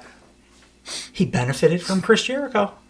Oh, why? How? Not in like he was like not over at all or whatever. Yeah. Post Jericho, but like adding a little bit of the sports entertainer thing. Yeah. That's part of being part of the Jericho Appreciation Society. Sure. And it has helped him like to have you can be the killer Red Death technical wrestler. Yeah. That does some fun. Like over thing, like a little dance. Sure. And so that's something. You got something. We've been shitting on him. Who knows if Jericho gave that to him, but it exists because of his being tied. And I'm sure if he ever gets public acknowledgement for it, he will 100% take all the credit for it. I know that Chris Jericho paid for Daniel Garcia's surgery after a car accident 5 years ago because Chris Jericho has told me about it about 400,000 times. And the best philanthropists tell you exactly how much they spent on something. So that match and the post match angle was. So we didn't go over the way that the match finished. Is so Danny Garcia dominating most of the match, working the leg. Edge selling beautifully for him. Edge transitions into the submission finish he's been using lately. Remember the name? It's got a new name. It's like the Crippler Crossface, but it's got a new name. What is it? Something real Jack Reacher, because that's Edge's whole deal. I'm trying to think of a pun for Edge, because everything is the edge of something, like the Edge-o-matic or something like that. I think it's more like a motorcycle-y skull, whatever, badass. The crankshaft Reacher kind of thing. But locks that in, only has it on for a couple of moments before wearing the best new T-shirt in all of pro wrestling. The Prodigy Nick Wayne slides in and breaks it up. The match goes to a no contest. I also appreciated, after that happened, Nick Wayne breaks it up. The rest of the patriarchy, hit the ring to attack. Daddy Magic on commentary. Then attention to the detail. Daddy Magic says, "So wait, is the match thrown out then?" Verbally, which you never get usually with with no contest matches. Right. They just assume everybody understands whatever, which is how you end up with Bray Wyatt and Seth Rollins and Hell in a Cell and confusing kind of stuff. And the Brock Lesnar one too. I really appreciated that Daddy Magic asking for what's the child? I'm sorry, I'm talking to myself. The child that he made Dean Ambrose lose. Remember the Hell in a Cell with Bray Wyatt had the little choir boy come in and scare the hell out of Dean Ambrose. Was it him? I think I banished this from my memory, but it sounds very much like something that would have happened. So I'll talk to myself in my head next time. Let's just move on. But to specify, because this is we're the sports oriented company. Yeah, it's a no contest. Thank you, Daddy Magic, and thank you, Excalibur. And then he got up, right? Yeah, he stayed seated until it was thrown out, and then he got up because he didn't go in right away. Yep, so, nope. What is the T-shirt? Just say what the T-shirt is. Oh, I'm sorry. I know you want. I let that in, but I didn't pay it off. It's just a black T-shirt with white letters, or was it white? Was it black and white or white and black? I forget. I think it was white lettering on black. White, so white lettering on black, and it's just text. Christian is my father, which is good. It's great. I liked that, and then I inversely did not know that the name of Nick Wayne's finisher is called Wayne's World. Is that not the douchiest thing you've ever heard? It fits perfectly with his little piece of shit heel character that he's got in this stable. It was super dumb. It was super dumb, especially when he was trying to babyface it up or whatever. Yeah. But now everything he does is insufferable. Right. And he's so great at it. He's great at being the intentional X-Pac heat guy. Right. A stupid name for your finisher, which is just a 100% ripoff of Will Ospreay's finisher. I mean, it's the Cody Cutter. There's 18 guys doing this now. But it's such specifically to Will Ospreay, the jumping to the ropes before the way that he bounces, right, and to the point where he had to stop. He was even doing the pray hands. It is exactly what Will Ospreay does. He did it from the Oz Cutter. Does he always do it from the corner, Nick Wayne? Is Wayne's World always in the corner? I hate it. I hate it so much. I try to use it just straight face. It's Party so on, stupid. Dave. Party on. I think it's always the corner. Yeah, and I know Ospreay does it from the. No, you know what? I think Wayne also does it from the ropes too. He should call it the gun rack or something. He should call it I'm going to do a different finisher because Will Ospreay's about to join the that's fine, but do a deep cut Wayne's World quote. Or, that would be the smarter thing. Yeah. He's a kid too. Right. Call it creative freedom in AEW. So what's his face? What was the name of the arcade? Jonas or Noah's Arcade. Noah's Arcade, yeah. Call it that. It's the Noah's Arcade. That if you're gonna make it silly, just be. I mean, Wayne's World is pretty silly. Make it a self-referential thing. I thought about it after Dynamite was over. I was making dinner. Yeah. And I'm I can't stop thinking. The whole show, I'm I can't stop thinking about Wayne's World. I get so many stupid things like that in wrestling. Speaking of stupid things, the next thing. We're not done yet. I do think we need to. We didn't finish. Hang on. I'm jumping ahead so hard. beatdown of both baby faces. They kind of insinuate on commentary and stuff that like, oh, Christian is doing this because he wasn't wanting any part of either of these two, which I hope it doesn't. They do not do the three-way with them, but like I don't think they're gonna. But anyway, insinuating that Christian doesn't want any part of either one of them. Right. Garcia kind of gets taken out, and he's like out of the ring at this point. Mama Wayne nutshots. So Edge and Christian both get chairs. They kind of tease the old Edge and Christian chair lightsaber battle. But the first time the chairs clink, Christian, being the cowardly little piece of shit he is, it like hurts his hands, the vibrations. So he drops the chair and he cowers in the corner, and Edge is about to take him out. And Mama Wayne, me, I'm a mother, comes and nutshots Edge from behind. And Christian then puts Edge's head on a on a chair, middle of the ring, and pulls the full concerto, old school, like, awesome concerto on Edge. And Edge he's left prone in the ring as Christian and the patriarchy. First Christian puts his foot on Edge, triumphantly, like a big game hunter, and then rolls out of the ring. And as the patriarchy is heading to the back, Christian kisses the TNT title in a way that made me laugh both the first time that I watched it and on rewatch. He kisses it in like a way that a Hollywood actor would be proud of for like a love scene, like so intimately, and like not over the top, like tongue. He kisses it like he loves his wife, like kind of kiss, like truly in his soul, deep kisses. Right. The TNT title. I love Christian so much. So is he? All right. I think like all right. I don't want Edge to win. I want but he's going to, right? I mean, the wrestling tropes say that the babyface, wins. I kind of want now that they injected Daniel Garcia into this, I kind of want Garcia to take the title off of him. I think if there's a title change, I definitely would rather Garcia do it. Totally, and it would make him, and that gives you another, 3 or 6 months of programming if you have Edge, Daniel Garcia, and 2.0, or whatever they're called now.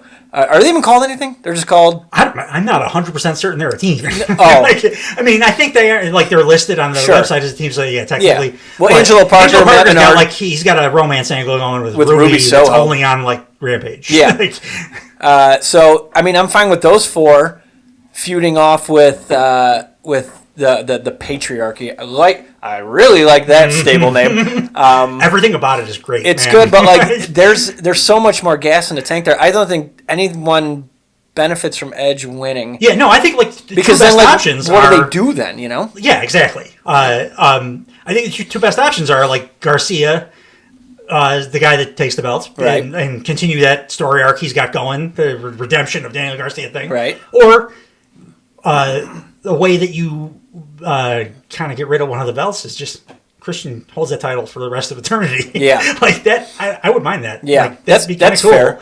He calls himself the Forever TNT Champion. And that does free up. Yeah, and then you only have a handful of guys, but then that's not even a... Make it eventually just kind of a hand wave, people are... Is he in the rankings, though? If you wanted to challenge him in the rankings? Does he want to be? He seems does he have to accept? Says it nonstop that I'm just here for the money, and now I'm here to be here for all my children. Right. He's almost a separate thing. He's like the Codyverse was in AEW, like a separate entity. So that's 2 matches on this pay-per-view that have me actually I'm curious to see what's going to happen here because that's not an announced match yet, right? So that's one of the ones that's still probably going to be. Yeah. But isn't quite there. So that's how that match finished, and like I said, I'm not certain whether that's an announced because I kind of want it to be that Edge is on the shelf now from the concerto, and Danny Garcia. Oh, that's not bad either. Which also could dovetail into Edge being pissed off about that, right? Heel turning himself into Christian. Daniel Garcia's taking food off of his family's plate. Exactly. See how See? Which is like a shitty heel thing to say. You see what happens when you write stories that so they have now 2 matches on this pay-per-view where I genuinely don't know what the hell's going to happen. Exactly. And they have to do Edge and Christian as a tag team eventually. So that's a way to get there. Right. Heel tag team. Edge doesn't need a belt. No. And I'm not sure he wants one. Yeah, he seems like kind of like Danielson, where he's a giver. Really legitimately is there to. He wants to have these cool matches and put these guys over. He did it when he came back to WWE. Yeah, he didn't really. He didn't go after any gold, did he? No belts. No. But he did the same Jack Reacher ass stuff. that haircut, man. He looks so cool with long hair. Even when it was shorter, he's got. Are you projecting right now? No, for our listening audience. No one knows. Don't say anything. Yeah, okay. Cut this part out. I want everyone to see organically. I have a question about Are we all good on the Christian stuff? Yeah, I'm good. On the next, I don't know what to think of Toni Storm. So the next segment was the debut of Toni Storm's new movie, Wet Ink. So is Toni Storm, because she's in black and white everywhere she goes, so is she an actual old-timey actress, or is she, and that's the world she lives in, because she uses the same vernacular and everything, if you were a throwback, very Grey Gardens, these but also super filthy. Yeah, but that's how they were, right? Yeah. So is it a throwback character, or is it I'm living in right now? It's a delusional, but it's also explained. It's been explained why she's in black and white and stuff.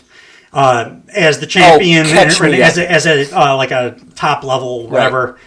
Performer, they have said on air she demands that when she's on screen, that they put her in that and CPR or black and white or whatever. It was the same episode of Dynamite where they got the guy from Turner Classic Movies to come out and give her the intro. That was great. And so all that's good if she's just living in the past, but she got a modern when I really noticed this is when she was getting her tattoo.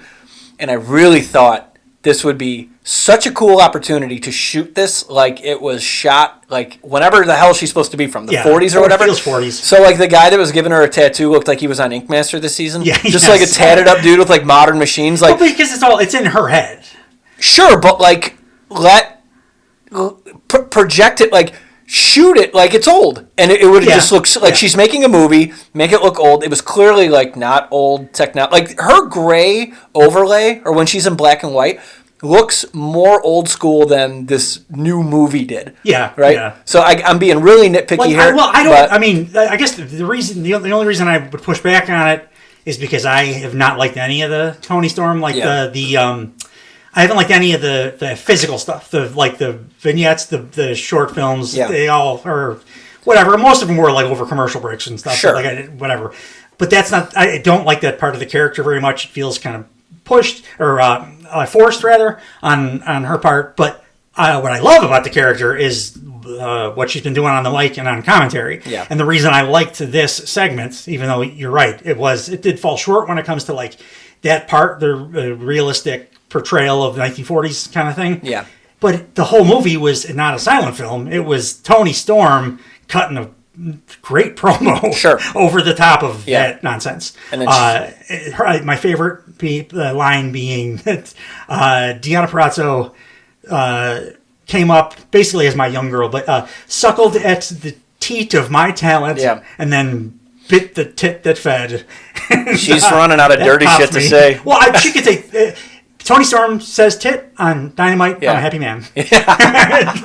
We got 2 shits, a tit, and 2 bloods, I think, in this Dynamite. You just sounded like... power is back, baby. Man, that was some old timey language there. What did you just say? We got 2 shits, a tit, and 2 bloods. That sounds like... 2 blade jobs. That sounds like how guys paid for stuff in the Old West. Yeah. 2 shits in the blood. Oh, right. Yeah, it's like something you'd order at the saloon when you walk in, throw some kind of a coin on the counter, and What I did enjoy. But she's great. She's great. It's just again with this, I just don't know. I'm looking forward to all the ankle work they do in that match too. So here's what I hope happens. I don't know why I hope this. Do you think the tattoo is real? The cover-up tattoo? Yeah. It would be dope if I don't think at some point she licks her finger and like wipes the tattoo off. But I think it's storyline. It's real. Like I think within kayfabe, it's a real tattoo. She really. But then we have to see it at some point. Yeah. Right. Yeah. So I think it's henna or the temporary thing that doesn't wipe off or whatever. Fair. Yeah. But like, I could be wrong. Yeah. I think that in storyline it's a real cover-up tattoo. Right. And that was the thing I didn't like. The main thing I didn't like about this segment was then when they cut back to Deanna Purrazzo.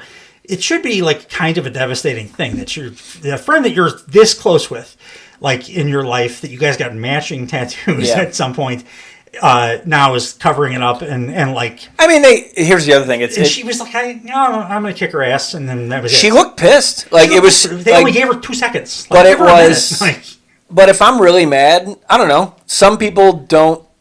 Like MF everybody when they get real quiet and they're like, I'm going to beat the shit out of you. Probably more people do that actually. Right. That's a good point. Also, too, they kept calling it a cover up. It was not a cover up. It was the original tattoo is very much still maintained. It's just a knife through the thing, right? Yeah, it just looked like a skin break that they put on it, which it was cool. That's the third match I'm actually looking forward to on this pay per view because I don't know what the hell's going to happen. And again, it's really well built. It's pretty exciting, and it's very just like, hey, we have tattoos. I kind of did something else to the tattoo. Yeah. I'm a different person now. It's real, just not rocket science storytelling. Well, like we said last week, it doesn't have to be brilliant. Just be consistent and like have a story. Absolutely. And it's definitely a story. And it's been like very consistent. It's consistently told like the premise. Yeah. The Toni Storm. I'm a different person now, and also internally, I'm going to show this person from my past that I can beat her on her terms, not just mine. Right. Which is it's great. Yeah. What was it our EVPs? So a couple things about the EVPs. They are not good backstage actors. So when they're just walking, transition shot was so they got Nicholas and Matthew Jackson. The Young Bucks. Thank you. You're welcome. They're God-given. I'm trying. I love the God. They say God-given, and their names are totally. What's their real name? Massey. Is it Massey? Jackson. I think it's. It's. His wife's name. It's an extra touch that they always say God-given names. Right. Nicholas Matthew Jackson. And his wife works for the company, and her last name was not Jackson. Yeah. So they get off an airplane. They get off like a private plane, and they get into. Taz says a plane has Wi-Fi. That's cool. And which is what like a poor person says. Yes, oh shit! This plane's got because like United Airlines regular ass. It's got Wi-Fi's been on forever, but Wi-Fi on the moon. Right. To be fair, when I get on airplanes and it's free, I'm just like, oh shit, they got free Wi-Fi. Exactly. Yeah. I can play Candy Crush. We're like Taz. Yeah. I mean, we're actually relative to Taz. We don't have that. The rise and fall of ECW DVT royalty. Check we also don't own the color orange. Which Taz doesn't he? He playing to verbally on this episode of Dynamite. It's like when Taz was out there. Taz and the color oranges. Taz and basketballs, like that's all that comes to mind. But so they get off the plane and then they get into a stretch limo and they presumably, this is earlier in the show, they presumably get taken to the arena. They show up a couple segments prior to where we're at right now. They get out of the limo and they walk through the hallway and they like are Ricky Bobby. They don't know what to do with their hands. Yeah. They're just like. Just watch them. They don't forever. They're just not good at it. They did their web show for a million years, and they were always terrible actors. But you would think they would have, like this character. Like I'm not positive what this. They're doing some weird good cop bad cop shit, which they did. I think it's super clear with their. No, but like we already know who the Young Bucks are. So Nicholas Jackson is the bad cop, and Matt Jackson is the good cop. I don't know why they're doing good cop, bad cop. It's not them doing good cop, bad cop. It's a super disingenuous like ploy that a couple of like tech bro manager guys would do to their employees. They would try to do the good cop, bad cop. But Matthew Jackson is such a dickhead that he can't ever get through the full good cop. That makes sense. He did that awesome thing where he shook his head all over the place on Collision, and then this one he got halfway through his good cop thing before they like teased that they were gonna fucking EVP trigger Right. beloved Tony Schiavone's head off. Right. Like, so that's part of the story is that they're makes trying sense. to do I'm the manager. That's why he's always doing well, you guys are crushing it. Yeah. We're gonna have a great show, guys. Like throwing that stuff in like on every segment. All right, now that you explained it, I see it clearer now. It's very I love that. It's like a very like, corporate America. It's exactly what he's doing. Yeah, that's all right. We're all dope. a family. I like that. One thing I don't like, and like I feel like I start a lot of Young Bucks sentences with one thing I don't like about the Young Bucks. And it's a long history of that. It's like they were doing the Fandango gimmick for a while, and they still are, where they're just like, our names are not Nick and Matt. You're saying it wrong. It's Nicholas and Matthew. That's a direct reference to Vince, though. Remember, Vince was always if your full name, you're a heel. Sure. And if you're is this another? Okay. It's all Vince. All right. Well, here I'm learning. Yeah. See, once a week I learn about what the Young Bucks are actually doing. He'd always give the heels like the full given name. That makes sense. You only get to be Mike if you're a good guy. Last little gripe is they keep like almost finding people, like they're not throwing their weight around as much as I want them to, because he's like, Tony Schiavone, that's $1,000, and Matt's like, nah, forget about it. And like, no, he doesn't say. That's the thing. That's what Matt throws in. He says like, "Oh, it's okay," and then either like under his breath or slightly off mic, he always says, "But make sure you get that $1,000 in." Like he always at the end throws in the make sure you get that. We're all good. You know, you're killing it. We love you. Yeah. Like we're sorry about all this. Just make sure you get that $1,000. So for all of these reasons, I need to start paying closer attention because you just addressed everything I had to gripe. But I mean, I guess the argument could be made that like no, there is Dynamite is a program specifically that like it's made for like that kind of detail, and if you're not looking for it, well, shame on me. That kind of stuff. But like we were just talking last week, how we were saying AEW rewards people for watching really closely. I need to just get off my bullshit and like stop this. It's like, you know, when like you don't want to like something, and you're watching, you're just like, oh, what's this? Like I got to start. I know, but I appreciate. I think you're doing a nice job of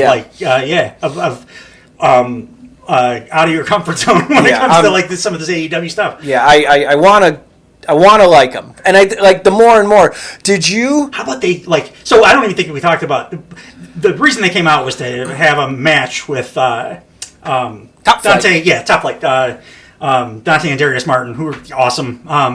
You know, like they had a match with the Young Bucks a year ago. It was 5-star, amazing. Yeah. Spot fest. Course, but like Dante Martin, I think is at the forefront of like pushing the envelope on new spot stuff. Yeah. They did some amazing stuff in this matchup. There's one spot I can't think of specifically where I actually went, oh shit! Yeah. Never saw that before. Dante did. He did the double turnbuckle bounce thing. Yeah. I was like, oh, I've been watching him forever. I've never even seen that. He's one of those guys that like I like Darby that. Frequently is doing stuff. I'm like, oh, that's a new one for me. I've been watching wrestling for 30 years, whatever. Right. But notably, who did not have a spectacular match at all for the first time in my fandom watching them was the Young Bucks. Yeah. They not only like did what you were talking about Hangman needing to do, pulling the high spot stuff back. They pulled it back completely. Yeah. They changed how quickly they physically move, run the ropes and stuff in the ring, and the way that they got the win here was like Top Flight was able to get stuff in. It was they looked great. Matthew Jackson kept doing this super it was awesome, super disingenuous thing where he'd look at the camera after Top Flight would do a sequence of great moves. They'd counter it, and then Matthew Jackson would say, "Yo, these guys are really good." Yeah, boy, like he can't remember that they lost the Top Flight less than a year ago. I did see that. Like, I did notice that. And I'm like, okay, that's... what's your name again? Like they beat you a year ago, right? Dude. And the way that they seem to be now, their finishing combo essentially is Matthew Jackson does what looks like is going to be one of their old school high spot like things. But he morphs it into just I kick you in the balls.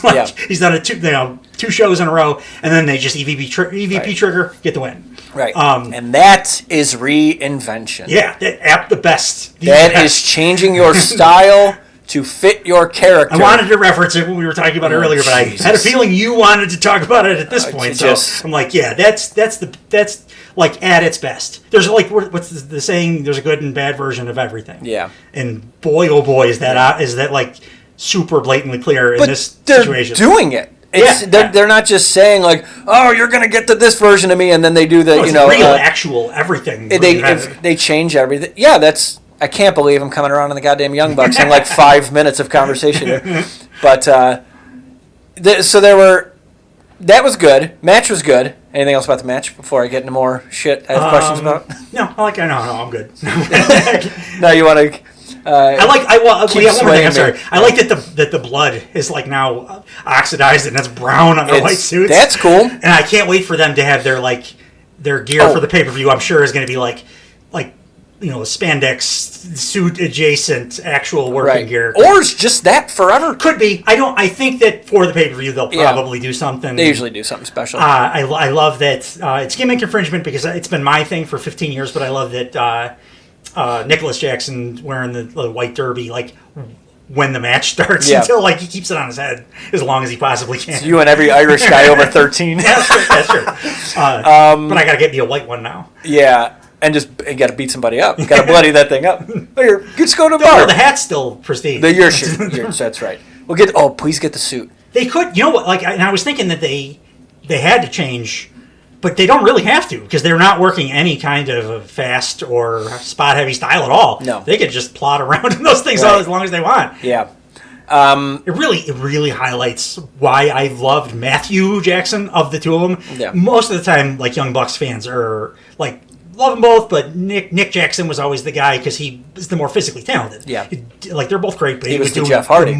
Jeff Hardy of the two. Oh, speaking of. I always was a Matthew guy because much like Cody, I always had a feeling that he was the brains behind the operation. Sure. And it's really shining here. Just to digress slightly, did you see what happened to Jeff Hardy on Rampage?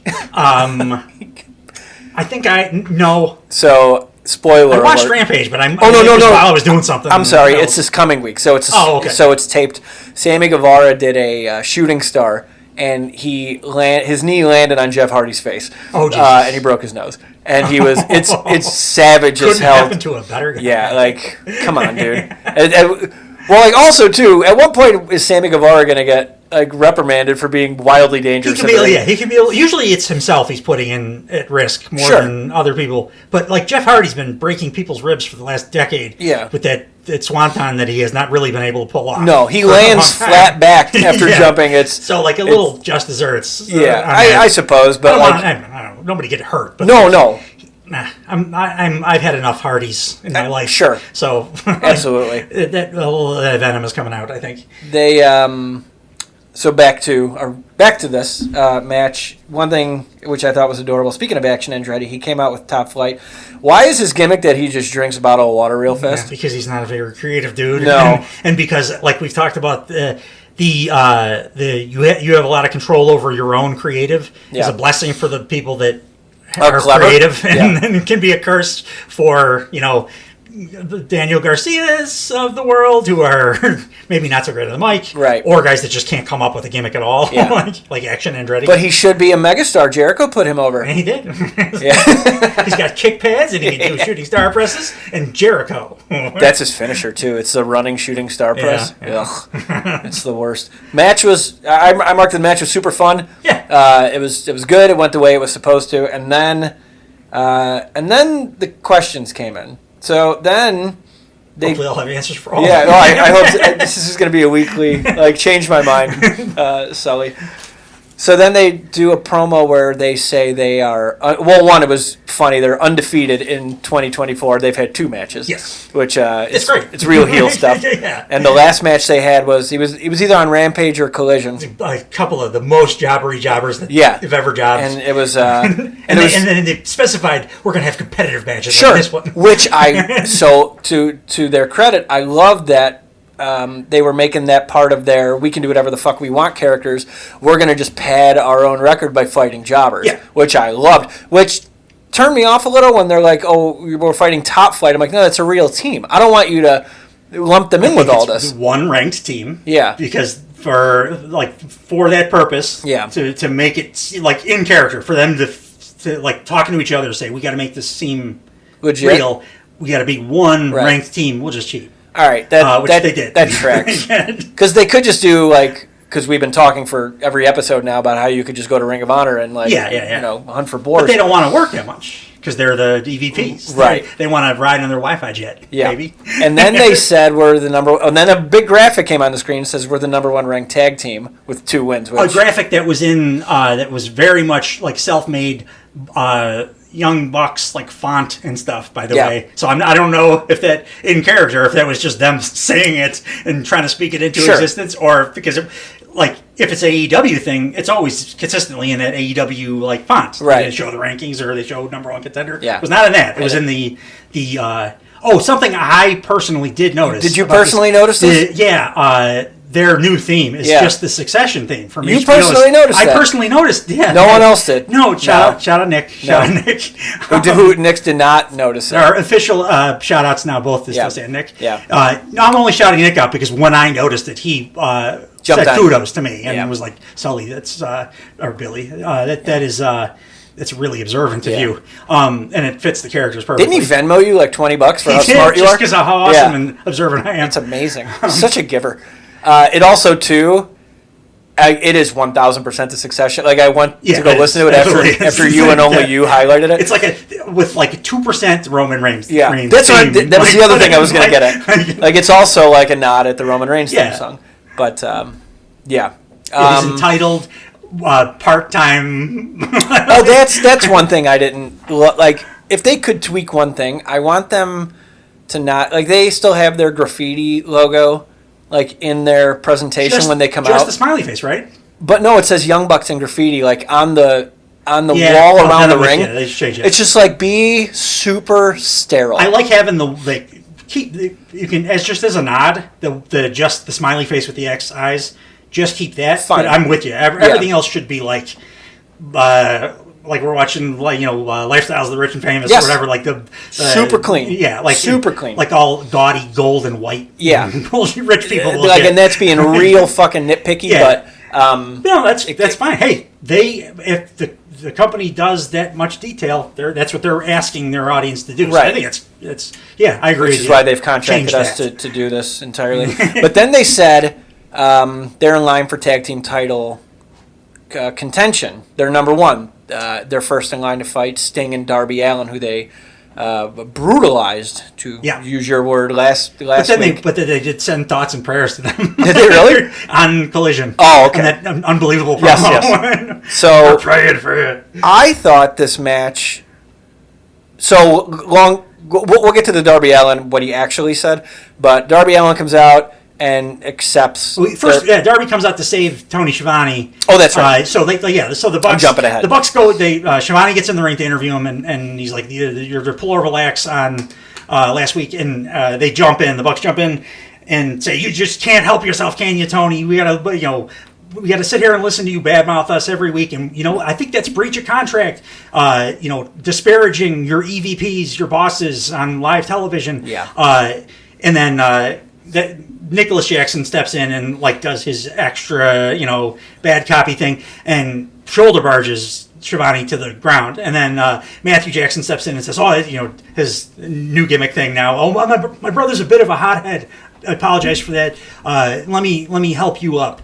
So they both reach down to help Schiavone up, who's reticent to get up, and they pull him up perfectly into the setup for the EVP trigger, and they look to the crowd about to do it. Darby comes running down to make the save with a baseball bat. Yeah, excellent recap. That was excellent. It was very, very good. So now Darby... Find something you're passionate about. Yeah. So Darby cuts a promo. I'll circle back to the promo in a second. And he accepts that they're the Young Bucks challenge to face Sting and Darby Allin at Revolution for the tag team titles, which is going to be Sting's last match. Didn't they accept... was it just out that this was the match, or did they formally accept? Was this the first time it was formally accepted? This was the first time it was ever. Okay, because it was understood for weeks that this is what they were doing. Bucks came out and got in his face when Sting talked about doing the last match when this whole comeback thing for the Bucks started. That was the first thing they did, was confront Darby and Sting. So everybody, we all assumed it, but they still did the work. They put the story, and now we're at the place where they could realistically accept the challenge. Right. The Bucks in their own minds could make the challenge, and then Darby, champion, a ranked opponent, they can accept that challenge. So I don't know if probably because I'm just listening to too many things online and people talking about plans and the Dave Meltzers and the Eric Bischoffs of the world. Meltzer is since the Rock WrestleMania stuff, he doesn't know which way's up. I feel bad for him. Yeah. I want him to take a vacation or something because I feel like he's about to have a nervous breakdown. It's really fun to hear all the internet radio shows that talk about wrestling just not on their game. I don't know what they're talking about. We're the only pro wrestling podcast. Hypothetical. Those are internet wrestling amateur hour shows. Radio shows. Yeah, radio shows. No, they're on the A. They're not even internet. You can only get them on AM radio. You're blowing up my gimmick. I'm trying to back out of it real hard. I forgot. It's all right. No, AM radio. Fuck it. I was abort. So that is the thing. That's the title match. So I still don't know what's going to happen with that. Obviously, you think Sting is going to lose. He's going to go out on his back for the last match. I think the Sting, because Sting is according to everybody in the know, Sting is essentially writing all of the stuff for himself. Yeah. Except the thing that you pointed out to me is that he didn't really want it to be a title match. Right. It only makes sense. Yeah. Because they were undefeated. I mean, they had to be anyway, and it puts higher stakes on it. I think it was a great idea to make it a title match. Totally. But I do think Sting, is that guy. All these old timers talk about this shit and then don't actually do it. I think he is going to want to go out on his back. Right. And that would very nicely dovetail into a dominant Bucks, which I'm good with. Heel run. Very good with. Yeah. How about Darby doing a thing that we talked about? Not pretending that the world doesn't exist outside of AEW. He made a direct Cody reference that garnered a Cody chant. Right. Which I don't get why. Oh, I like it. I like it. It was a good promo. Don't get me wrong. We talked about it last week. If you're being the bratty younger brother AEW and you're trying to talk shit about WWE. Yeah. It comes off as desperate and cloying and bad, and it's just cringy. This was just an acknowledgement that Cody's awesome, and it's true that Cody was the guy that brought Darby in. So this is I like this promo a lot when MJF did it twice. It was an MJF promo. He didn't acknowledge that they got their asses kicked last week at all. He didn't acknowledge that Sting's sons got their asses kicked. He didn't acknowledge that the suits they were wearing were covered in their blood. He did some promo about, hey, you let Brandon Cutler wrestle instead of me on the first Dynamite. Yeah, it made no sense. Darby's his one kind of flaw the focus is when he has to do one of these fire up promos. But he he had 18 things to reference, and he just did I don't know. He did the Cali click thing that he I think is probably a thing that he is really gets to him because he's mentioned it in other promos in the past. Sure, but Brandon Cutler when's the last time he was on TV? Not on TV, but he is a huge part of the angle. I know you said you don't want to watch.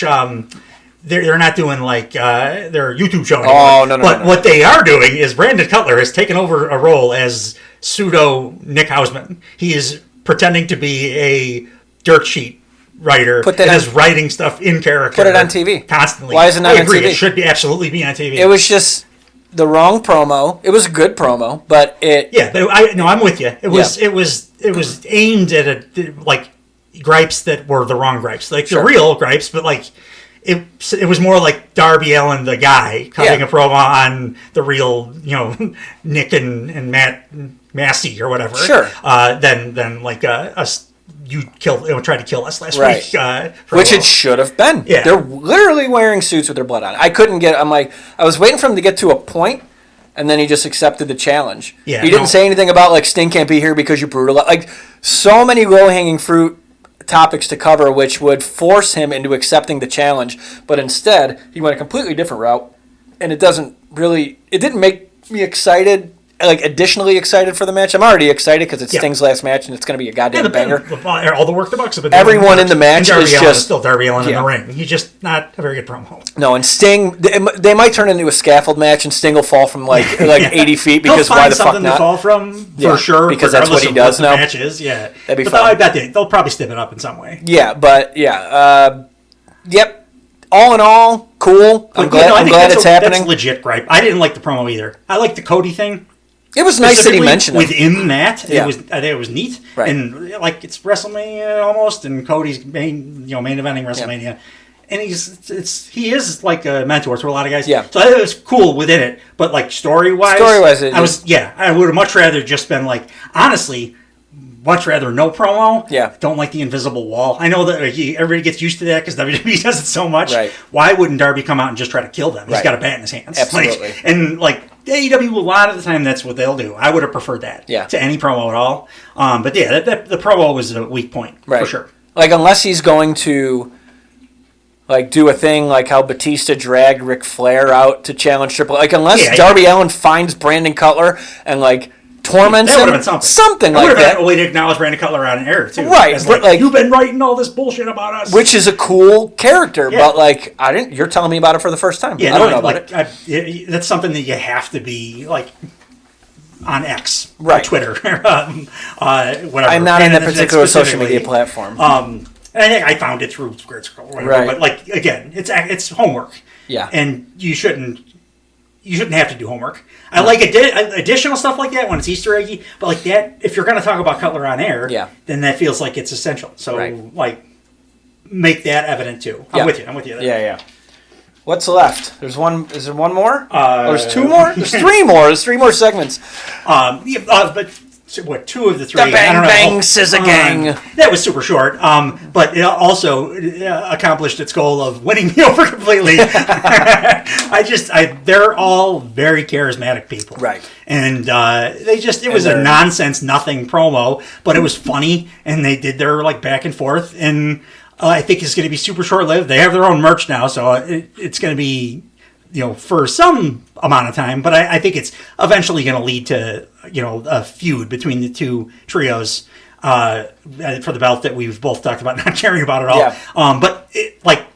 I'm okay with having, Austin Gunn get to do his Austin Gunn stuff right next to the Acclaimed doing their Acclaimed thing. Sure. I've had enough Billy Gunn, he can go away, but everybody else there I'm good with. And it's not really utilizing Jay White in a role in like a top of the card role, but I do think it's a good place to stick him until if you can't put everybody at the top of the card all the time, right? And if you're not doing something with a guy like that, this is a fun place to put him until they're ready to do something like that with him again. Yeah. So I think it actually works.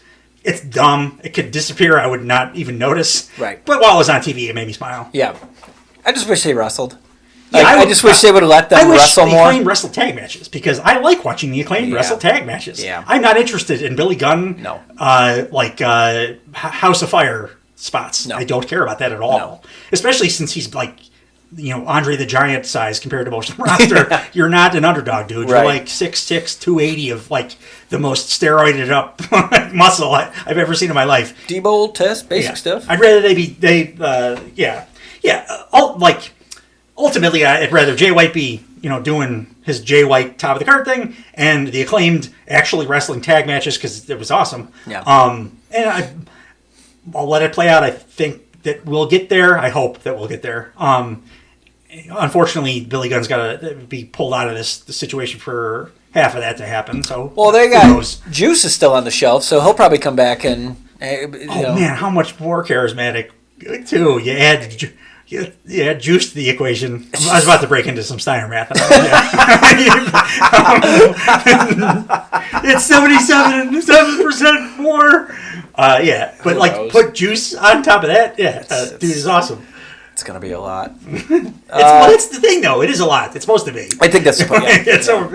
That's like if you had to, if you asked me to explain the Bang Bang Scissor Gang in 2 words, it would be a lot. Yeah. So what came after the gals? Willow. Oh yeah, okay. So Willow and and Sky Blue. Yeah, somebody we talked about last week, Sky Blue. A close fit this week. In the death spot, of course, where they stick the women 90% of the time. I will say that, like, in this Austin crowd, by the way, was fantastic. It wasn't a huge crowd; it was like 3,000 or whatever. But like, it's Austin, so like people are everybody's showing up with gimmicks, and they're like, they were like taking part. They actually took part in the Swerve promo. Swerve like repeated himself talking about. Samoa Joe, he's like, he said, and then somebody very audibly yelled, "What did he say?" And then Swerve actually like acknowledged it was cool. But like the crowd, that was the vibe of the crowd.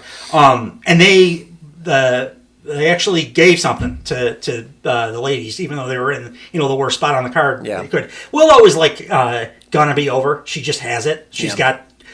You want to cheer for her. I think it could end up being it could be like the Kevin Owens Mick Foley syndrome, where they never really give her anything great because they know that whatever they give her, she's gonna like get over to a reasonable extent because she just has that like connection with the crowd. Yeah. I hope that's not the case, and Stokely, I like him being added. It was like a little bit of a heel thing. It's different, but like it is how Stokely would try to show. Right. Willow that he does now care about her. Like it took him a while to come around to her. He just wanted Statlander. Well, the way that Stokely Hathaway would like show you his love would be to like distract the ref while you're getting hit. Like, I also thought like Sky Blue bumped her fucking ass off in this match. Yeah. Like I said it last week that I thought she had improved a lot, but like this was the best I think I've seen her look by a long margin. Plus her look. It took a while. It felt a little like forced and cringy. Mm-hmm. The like goth thing. Yeah. I think they finally nailed that. Yeah. And then and she nailed the character along with it, the facials and stuff. Yeah. And then she just bumped her ass off to the point where I was like, God damn, girl. And then lost. Yeah. And then lost. Yeah. I mean, she loses a lot, but I think that those days are going to come to an end pretty soon. If she keeps working the way that she worked in this match, and plus she's tied to Julia. Right. Which is where Like, are they doing Willow and Julia? Is Julia cleared? I think if I had to put money on it, I'm going to say a YouTube pre-pay-per-view tag match: Willow Nightingale and Chris Statlander versus. Oh, that's fine. Julia and that's fine. It's having watched AEW for its entire life. Yeah, it screams like pre-show. Right. Which I prefer. I prefer that they do a little story. Like it felt a little out of place here because there's no Collision this week because of the NBA All-Star weekend. Sure. So they took a Collision story and put it on Dynamite. But I don't want brand splits. I like everything to be in the same universe anyway. Yeah. So even though it felt a little out of place, it still worked for me. Yeah. So that was that match. And then the main event of the evening. That looked weird as fuck when the graphic went up. Yeah. It didn't make any sense to me. Can you explain to me why this was a Texas death match? Well, I think the match told us why it was a Texas death match. So AEW, when they're at their best, there are two types of Dynamites that I think are particularly great. One's like last week where the card is stacked and it actually delivers on what they promise. And Dynamite's like this week where you look at the card and it's a 5 out of 10 on paper and then it's an 8 out of 10 in action. Right. And this match was a fully like embodiment of that idea. It was announced, before the show that Orange Cassidy's he's going to defend his international title versus Matt Taven, which makes sense with the angle they're doing currently. But for some reason, it's a Texas death match. I mean, they're in Texas, yeah. So I think that's the loophole. That's the only qualifier. Like, okay, we're in Texas. We can say it's a Texas. Sure. But essentially, it was like. My guess is these two guys like knew that they could do this thing, and they probably went to Tony Khan and said, "Hey, can you give us a deathmatch slot?" I think it doesn't service the eventual pay-per-view match if it's a normal match to have one of the lackeys in a much more intense match. Yeah, no, I think you're right there, but I don't care because it was fucking awesome. It was fun. It was fun. It was like, and I think it actually helped. That they were running short of time. Yeah. And because it was like, I don't know if I texted this or not, but it was like, okay, we got 5 minutes to go home. Taven, kill yourself. That was a tough table bump. of my list of things that I thought I was going to see in 2024, Matt Taven doing like one of the most brutal table bumps of all time in the main event of a Dynamite, not on my list. Not on your bingo card. Like, that dude, man, I didn't really pay attention to him back in the day. I know he was like kind of a controversial Ring of Honor champion. Like, people didn't think he deserved it or whatever. Mm-hmm. If he was the same guy as that I watched yesterday, yeah, he deserved it. Right. Boy, like, I thought nothing of Matt Taven except he was the most amusing part of the vignettes when they were doing the Adam Cole stuff. Right. Because of the way he would position his body and stuff. He was funny. But that's all I thought of him. I knew he was like a good hand, whatever. Yeah. But I hadn't really watched a ton of his matches. Boy, oh boy. Like, this was and I was worried going in because AEW has done this before where they set a precedent, they establish a thing as an awesome AEW thing, and then they dilute it, and then it's not the same anymore. They did it with Lights Out. And I was worried because Texas Death has been so consistently awesome. Every Texas Death match is just incredible. And then it felt like they were slapping that stip onto this match it didn't make any sense until the match actually happened. And then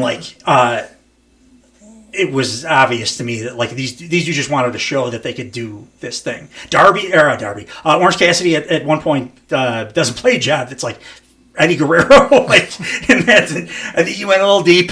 It was a gusher.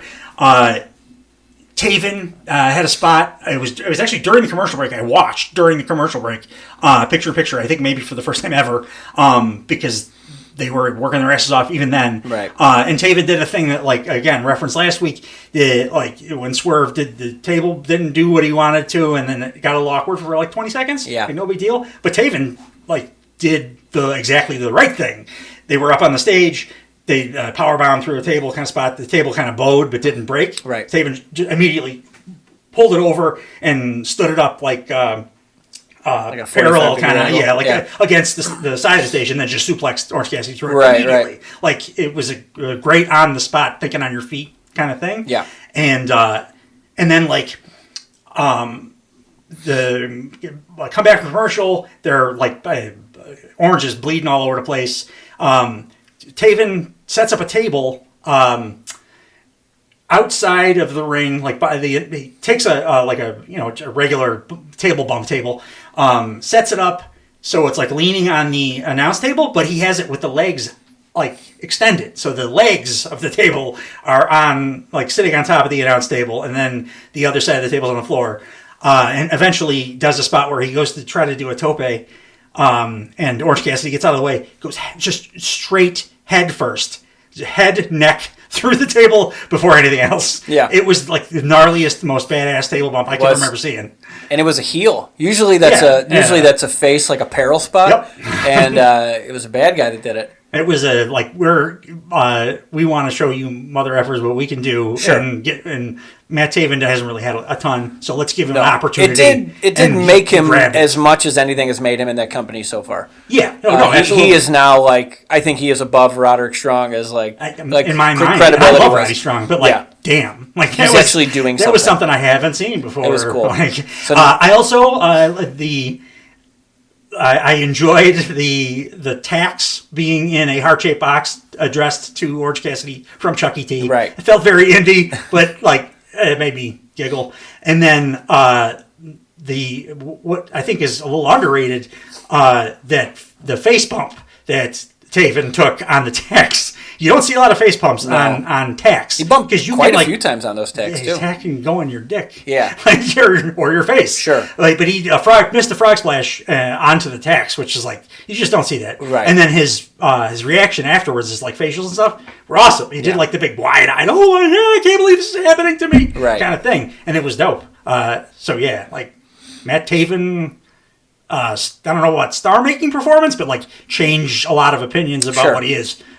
Type of performance. 1,000%. Sure. Now we know something about him. We know he can go. Anytime he's on the card, I'm going to be excited that he's on the card. Yeah. It's like Mike Bennett. Juxtapose that to Mike Bennett. I don't care. I just don't care. Well, but now I'll care about the Kingdoms matches because Matt Taven's part of them. And now hopefully this makes Mike Bennett work slightly to be up there. You're not going to believe this. 2 things I didn't like about this match. I don't like that Matt Taven just stood there and took I balled my fist in a chain and Superman punched. I had the same thought, and I'm like, trying to do their work for them. I'm like, well, he would have been pretty fucked up at that point. Yeah. I guess you could argue, and he was yapping at Darby. Right. So you could say that, like, probably well concussed, and also, like, because he's pissed off, he's yapping and doesn't realize what's going on around him. Yeah. But it did feel a little Mortal Kombat, like, waiting for her to finish him. Great analogy. So yeah, I could see that. And that's being super nitpicky. Also, he may have actually been super He might have. I don't like that they wasted the tearing his pockets off spot in this match. That's happened before. It has happened before. Yeah. Okay. So, like, I agree, and I actually had a similar. I'm like, that's transgressive for OC. I'm like, I think it was the maybe the BCC feud. Moxley might have done it, but it's definitely been done. It was done at a pay-per-view, right? And like, once it's done, you can do it again. Yeah. I could have done without it, but it was a good way to be like a visual FU, right? Like, and I like show don't tell kind of stuff is always good.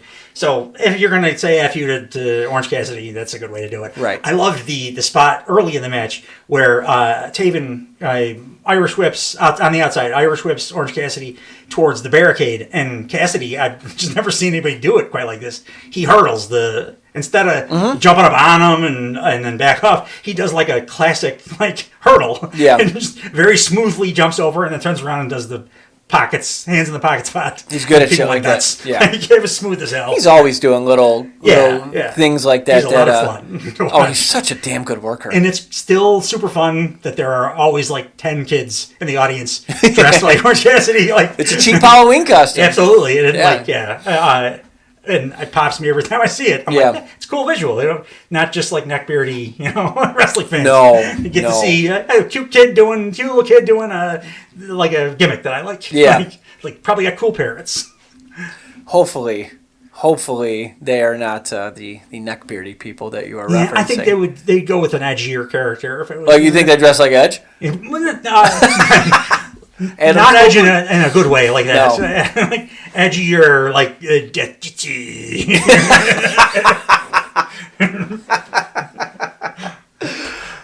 that was Dynamite. That was Dynamite. It was Dynamite. They lit the fuse. They brought the boom. And they did bring the boom. They brought the boom.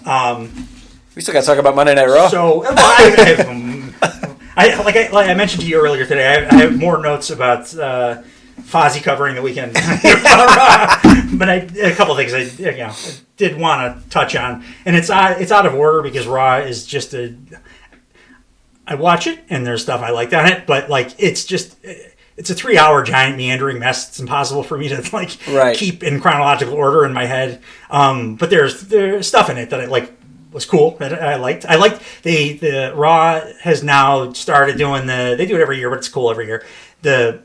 When they're on the road to WrestleMania, at the intro of the show, they do that like dun, dun, dun, dun, dun, like the musical interlude thing that is the WrestleMania beginning of WrestleMania music. Did that when they showed the Cody Roman lead in to start Raw.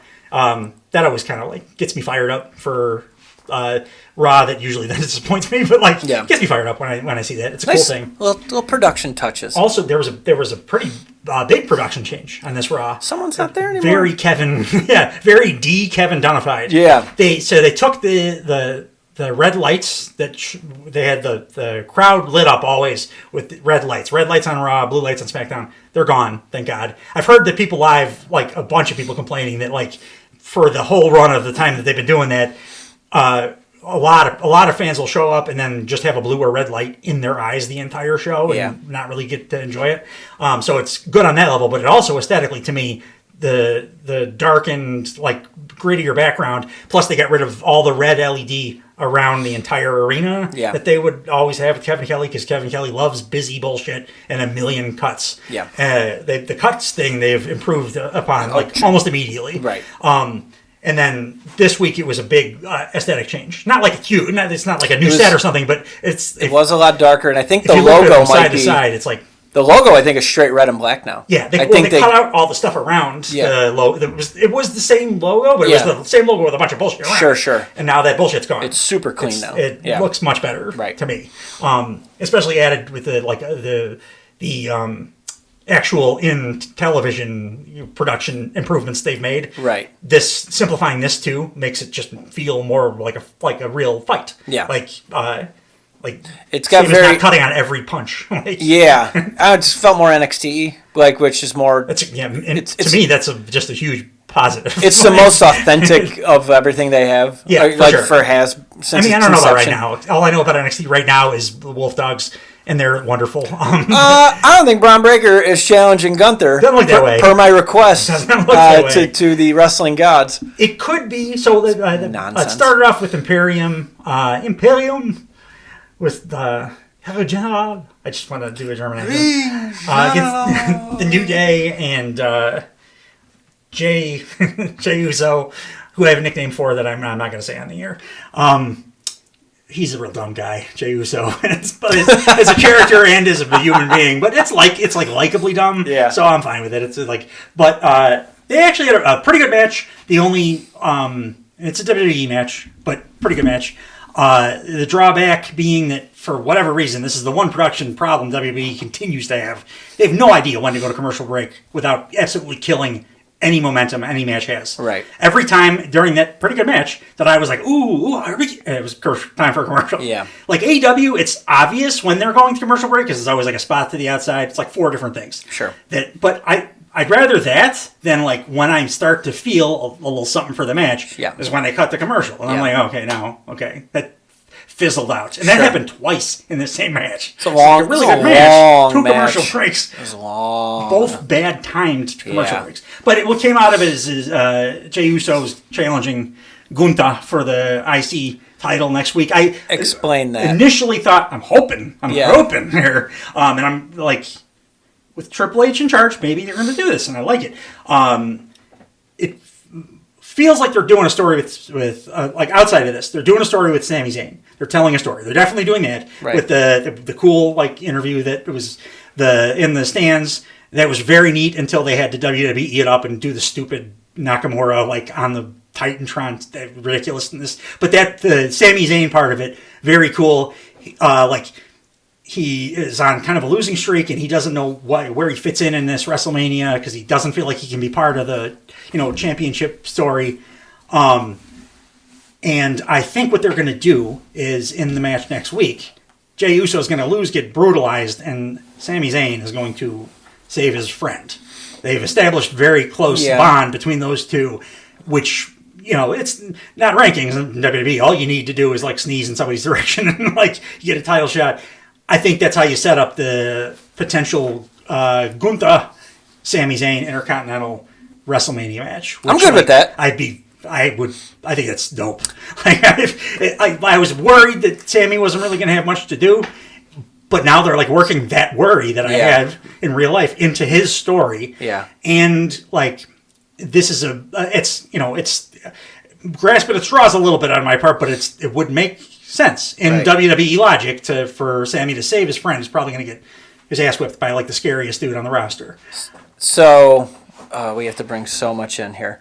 So Sami Zayn's been on a losing streak, and he's been kind of at the behest of Drew McIntyre, right? That's been his main antagonist this entire time. Yeah.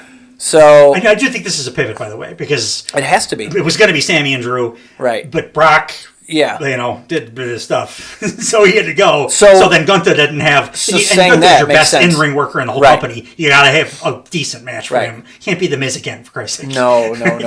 They are really doing a great job of finding the only 5 people that I don't want to see Gunther wrestle and putting them in matches with them, for the last year.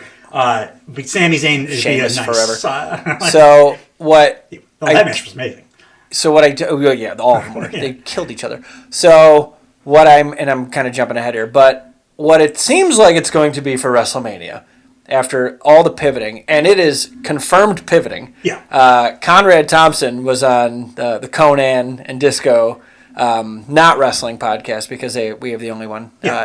See, I'm back. Entertainment podcast. Yeah, it was general entertainment. They just talk about football mostly, but then they just touched on wrestling for a second. Doesn't make it a wrestling podcast, just wrestling adjacent.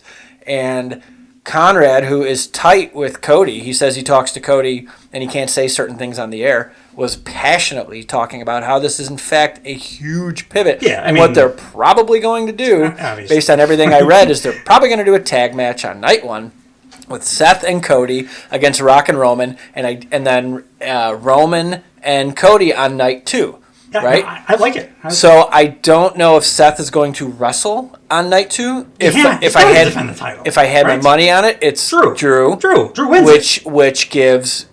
So Drew wins it. So Sammy's losing at Mania, right? I think Sammy's facing Gunther, and he's losing. I don't know. So it might be time. So that'd be a good. Sure. That title is serious now. So Gunther made it serious. Let's look at the story now because they're not being quiet about the Drew McIntyre Sami Zayn thing. So let's say, for the sake of argument, Sami Zayn beats Gunther. He's now Intercontinental Champion. Drew McIntyre beats Seth. He's now the World Champion. I mean, that wouldn't be far from the first time they did a feud between the World Champion and Intercontinental Champion. It doesn't even necessarily have to be title versus title. No, but you have to look at how everybody's presented right now. So now, not only has the World title been completely neutered, so it's kind of like a meaningless... I think the Intercontinental title is more prestigious than the World title. So kind of historically, the Intercontinental title is a second-tier belt. So a second-tier title to a neutered World title, that's your feud? It's not strong.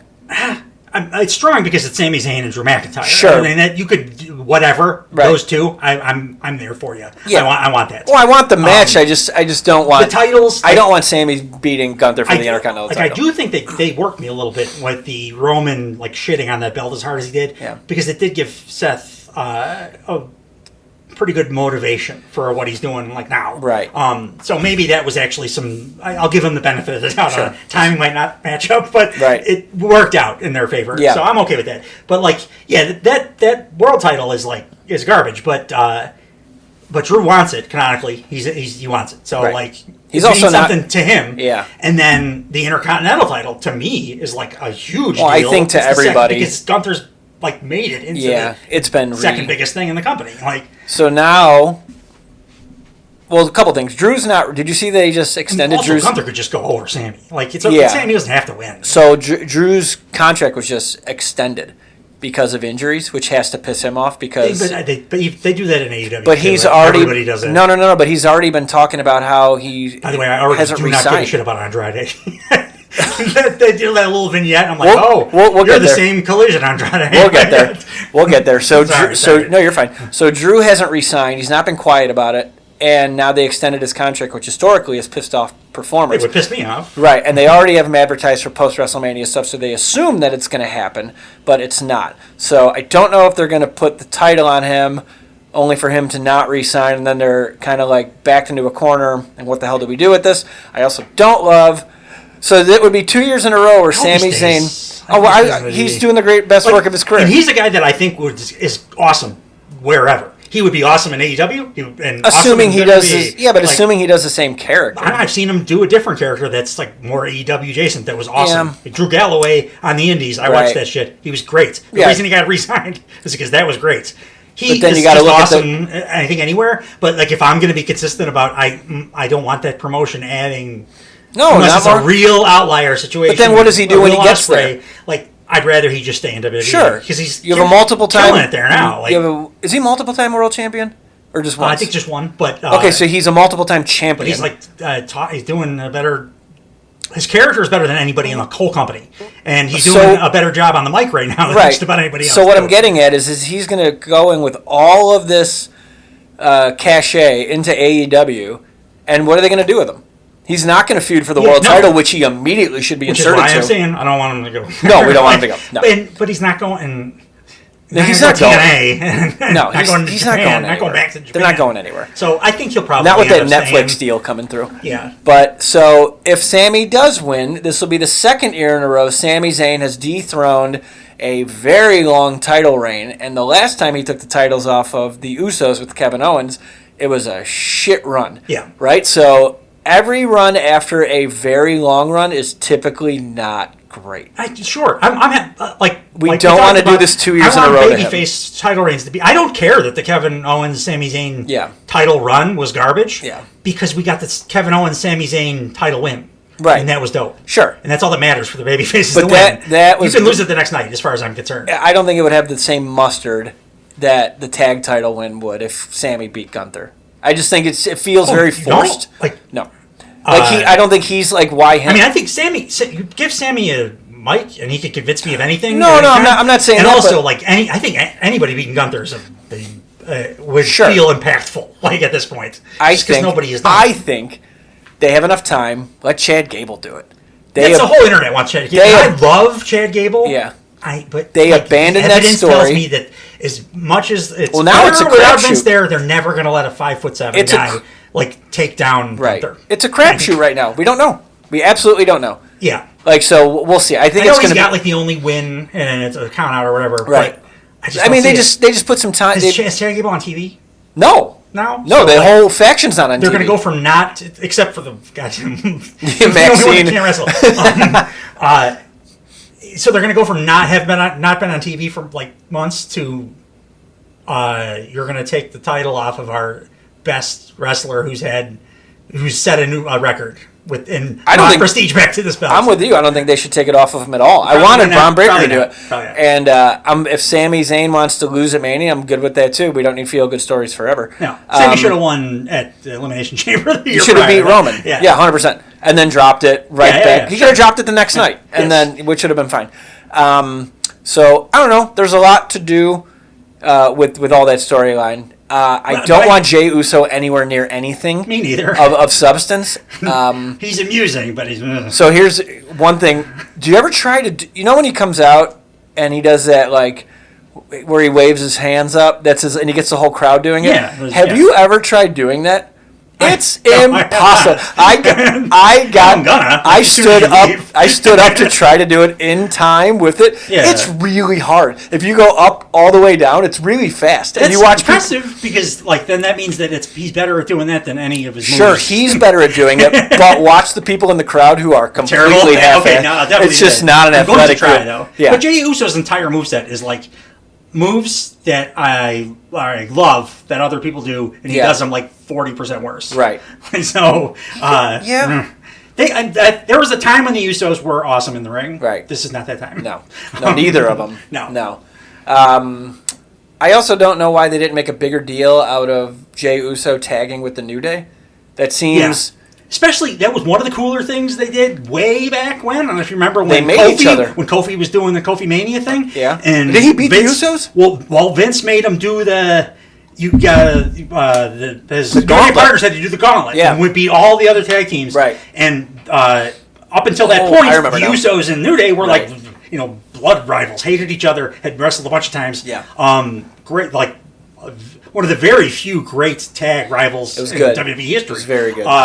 When the Usos came out for that gauntlet, they were like, you got it, bro. They respected the New Day so much that even though they were heels, they had this awesome program together for so long that they were like, we're not going to stop Kofi from, fulfilling his dream. Yeah. And it was awesome. It was like a WWE thing that made me feel something.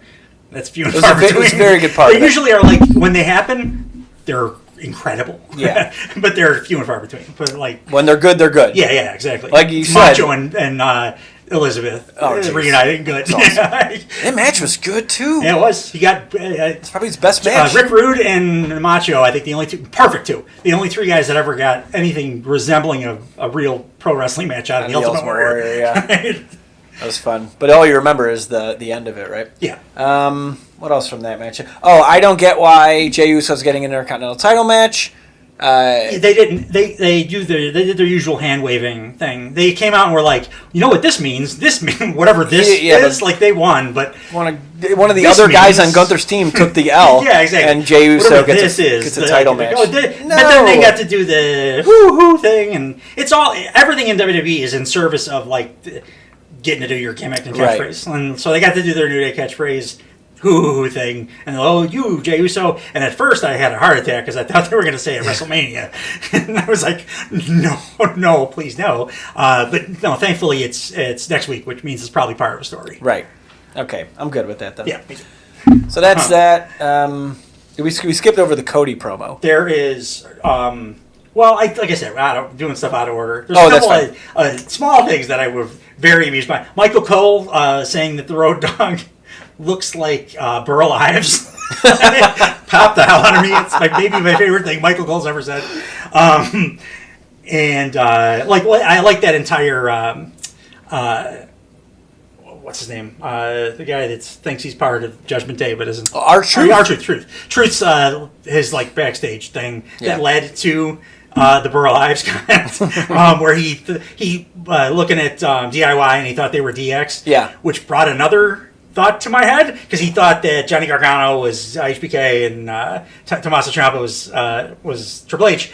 And something I read a while back was, things have gotten bad for Shawn Michaels when back when Adam Cole was in NXT, he was Shawn Michaels' doppelganger. Yeah. And these days, Tommaso Ciampa is Shawn Michaels' doppelganger. So that, just remembering that made me smile. And then also on commentary, I'm doing terrible with names today. Pat McAfee? McAfee said that he made a reference to the Super Bowl and said Patrick Mahomes and Isaiah Pacheco, the heels of the NFL. And I just couldn't help but think, every kid that I know that cares at all about football, their favorite team is the Chiefs. Yeah. They're just dominant. They're not the heels. So everybody loves them. Pat McAfee is getting clearly reacclimated to W. He had his own show forever. I like his vibe. I like his what he brings to the it's not sense of grandeur to the show. It's not the Pat McAfee show, and I think he's having a hard time separating the two shows. Yeah, he's funny on his show, so I think he'll get there too. My only big complaint about Pat McAfee is when they have him wrestle matches and then do that bullshit knockoff White Stripes instead of just doing Seven Nation Army. Oh, that's a knockoff? They used to do the song. Yeah, I thought they did. And then for the last 3 matches that he's wrestled, they do some kind of chip tune nonsense. It's a nod in the direction of a great song. Sure. Just give him the song. You just signed a $5 billion deal. Play the song. Jack White won't mind. He'll enjoy the checks. He already let you use it. Just pay whatever you got to pay. Yeah. I feel bad for... so they had a couple qualifying matches for Elimination Chamber. I feel bad for a couple people here. LA Knight, he won. Yeah. What the hell are they going to do with him at WrestleMania? Well, he feels like an afterthought, right? I had the same. This is one of those where I'm I'm trying to do essentially what you're doing with AEW and the Bucks. So I'm trying to separate myself from the things that I just intrinsically don't like about WWE. Yeah. And look at it from the perspective of a diehard WWE fan. Why do they like it? Okay, those are legit, valid reasons why you should like this product. Right. One of the things I've always hated about WWE is when they just do this just the guy thing that seems to be happening to LA Knight currently, where you had all kinds of heat, and if it's not in the plans from the start, he becomes just a guy, and he's just a guy. Right. He's just a guy. I don't think he's going to be on the show. I don't either. Which Andre the Giant Memorial, maybe. I don't really like him. I never really got behind him. He can't really wrestle, but no, and but he's great at doing the thing that he does, and a lot of people like that thing. He looks good, and he's a serviceable hand, but I see him holding no titles ever. No, which U.S. title points or something. Something to do, but he can come out and do a WWE style promo, a pre-written promo battle. Yeah, he's not good off the cuff. No, he fumbles a lot, which he probably would have made it earlier if he was good. Just on his own. He's an older guy, right? Yeah. Isn't he his 40s? And he's been he was in TNA for a long time. Yeah. And he's been with the WWE for a long time too, multiple gimmick long time. It also really throws me off that his boots, he's clearly trying for his boots to look like Jordan 11s. Yeah. And it's all I see. I don't think I mentioned Swerve with the biggest babyface move of his run so far, wearing the Jordan 1s out. On Dynamite this week. He did seem rather dressed down, which was nice. I love those. They're my favorite shoe of all time. But yeah, LA Knight, I agree. And I feel bad for him too. for whatever, like he's not great at some of that stuff that we mentioned, but like the stuff he's good at, he's really good at. Yeah. He deserves a better spot. He certainly deserves a better, or like, I don't know, faction him up with somebody, or give him like a standalone feud. Like, just get him away from title pictures right now. He needs like, I love his theme. He needs it's different. It's Snoop Dogg. It's like it's a giant nod to like 1992, like West Coast. Yes, it is. Gangster rap. Well, he is L.A. L.A. Yeah. It's so hopefully, may as well be California. Yeah, like, that's a good point. Another guy felt that's what bad. I actually did notice on my own. Oh, the California Love. Not that anything else on this podcast was something I didn't notice. When it comes to musical recognition, you are the king. Yeah, I'm the only person I know that recognizes anything. Especially when it comes to music for shows you have watched. Yeah, absolutely. All the way through, honestly. Another guy I felt bad for that was trying to qualify for the Elimination Chamber. Is not Otis? No, it's not Otis. It's Bronson Reed. I call him. It's reskinned Otis, Bronson Reed. So he lost clean to Bobby Lashley. Yeah, so many people love Bobby Lashley. He's good. NyQuil to me. Yeah, I'm so bored by him always. He's good. He's got a tremendous look. It was a pretty good meaty man match too. Yeah, and then it was just over. They did the Flair bump spot with a 400-pound man. Like, that was cool, but yeah. What, like, I feel bad for him. The Elimination Chamber's in his home country, man. That's why I feel bad for him. And he's not been quiet about it. It's almost as bad as they fired the what's her face right after they announced they were going to Perth for the first time, and she tweeted out, "I get to go to my hometown," and then they released her. Was it one of the Iconics or something? No, it was the one that used to be Point Your Tennille Dashwood. Yes. Emma. Emma. Yeah. They released her the same day that they announced the Perth show. Oh, that's great. Like, nice guys. Yeah. It's real sweet. It's real. She probably said no to certain people about certain things. Exactly. In retrospect, very likely. I'm talking about catering. She didn't want a sandwich. That's for sure what I'm talking about. She didn't want to eat a pin. No. Yeah, we'll go with that. Bronson Reed, though, maybe this is going to turn into a thing. Maybe. I don't like whenever you do like big giant dudes that lose a lot. Yeah. Because big giant dudes should win a lot. Like, that's part of the being a big giant dude. Well, also too his I think you mentioned like his entrance video is. Yeah, I think last week he looks like Rampage. Yeah, he's too small. He's too short for that to work. He's a square. He's also he's too. Otis. He's Otis if you're gonna make him really strong, make him really strong in matches. Make him like unreasonably strong when he's not like Otis. Yeah, he can actually do unreasonably strong things. He is that. He's like the real life that. Yeah, he can pick people up that shouldn't be able to be picked up. Like, I've seen him do it. So put that in the match. Do it. Let him catch people, like, jumping off the top rope and stuff. Yeah, I would like that. I think he's got a lot to offer. Yeah. Losing to Bobby Lashley is not... No, and that's like... Why is... I can't care about Bobby Lashley. Why is Bobby Lashley even in it? Who cares? Well, I do know. But he's going to lose. He's super over. He's always... for the last several years, he's been super over. I have no idea why. Yeah. I mean, he's good in the ring. Okay. But, like, he might be a cyborg as far as I know. I don't know if he's a human being. He's never shown a sign of having a soul on TV. So, like, I don't care about anything. Yeah, no, he does not emote. The Hurt Business was pretty good because MVP was there. Right. It's what made an MVP's, like, everything that he ate. So, like, jobbing out to that dude. I feel bad for him. I feel bad for him. Hopefully, it's a story. I'll let it play out. It'll end up with him in some kind of a prominent spot on that card in his home country. Because hopefully they let him do something. Come on, let him fight Gunther. Like, give him some. Like, it's going to be a squash. Like, Gunther's not losing before Mania, so like, give him something. Let him win a few matches before you put him in there with Gunther. Like, make him a. They're running out of time. When's it? Like 2 weeks. Yeah. One more qualifying match was Liv Morgan against Zoe Stark. Boy, what a bowling shoe ugly match. I've seen Liv Morgan have good matches in my life. Boy, this was just... It was bad. I had the thought, I think AEW's women's division is better. Yeah. WWE's got their very tippy-top is awesome. Rhea's amazing, Becky's amazing. But, they're not doing really any other stories. They have an upper class, lower matches that I do not care about. There's no middle class in WWE. No. You have your very clear, these are our studs. Yeah. Whatever. What's a female stud? Whatever. I think anything I say here is going to be misogynist. I don't want to be female stud. You have your like the greatest are up here. You have your handful that are always going to be at the top of the card, and then you have very clearly like all the way on the other side, and that applies to character work. That applies to like Chelsea Green is at the top. Like she's Chelsea not Green. doing a bunch of shit. Love but Chelsea Green. Every time she's on TV a She's lot. one of those I'm making myself undeniable kind Sure. of people. I think because She's like married you said, to- every time she's on TV, She's married to the guy who invented the playbook for it. Yeah, so, absolutely. But yeah, she's like she pulls your attention. Right, every time. Great. Every I time. liked her when she was the hot mess back in the Indies. So, Yeah. like she's just great. When she was crazy. Yeah. So that was that. I don't know. I also heard that.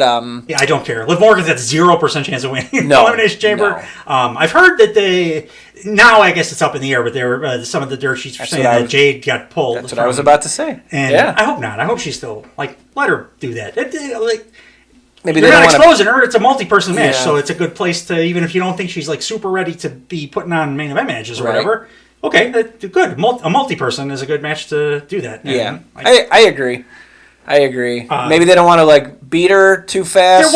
I guess there was some pushback from people in or around the company saying that okay, none of that has been decided necessarily. So maybe that was just an incorrect report. I hope. Like she's on the poster. Like they leaked the poster. Yeah, already, yeah, but yeah. like they could retro well, that. that's where that's we talked about that. Like that's where I got the idea that she was even in it. And I was like, oh, that's a good idea. And then it was like, oh well, she's been pulled.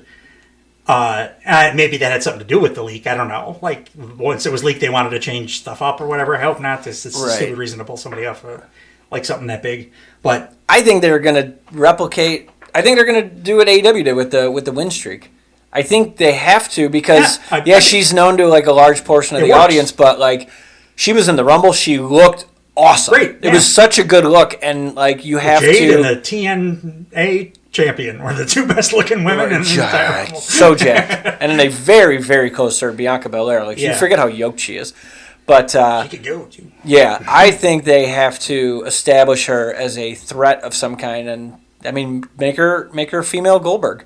Sure. Yeah. Nobody knows enough about her, and like it's already. If you do know enough about her, they did an AEW. I don't care. Do it again. Yeah, it's different audience, totally, and it works. Well, that was a big criticism when Goldberg came over to WWE. They're like, "We should have made him WCW Goldberg." That's why we liked him, and they made him like. And Jade's a lot better in the ring than Goldberg ever got. Yeah, currently he is already better than. And she didn't retire Bret Hart. didn't recklessly injure and retire maybe the greatest wrestler that's ever lived. Absolutely nonsense. So those are all the qualifying matches. Then there was Becky had a promo.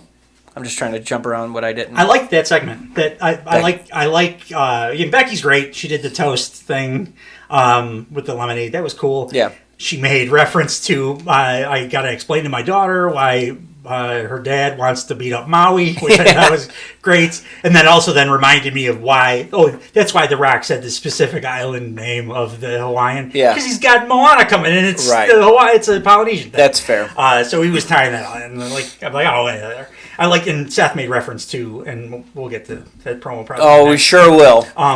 But I liked, despite the presence of the totally useless Nia Jax, that her and Nia Jax is like acting. Whoa! I know she was trying to do what was that? Like I'm pretending to be like sad. Nobody bought it. But it was terrible in and of itself. No, it was like she's just crying. She's awful at everything.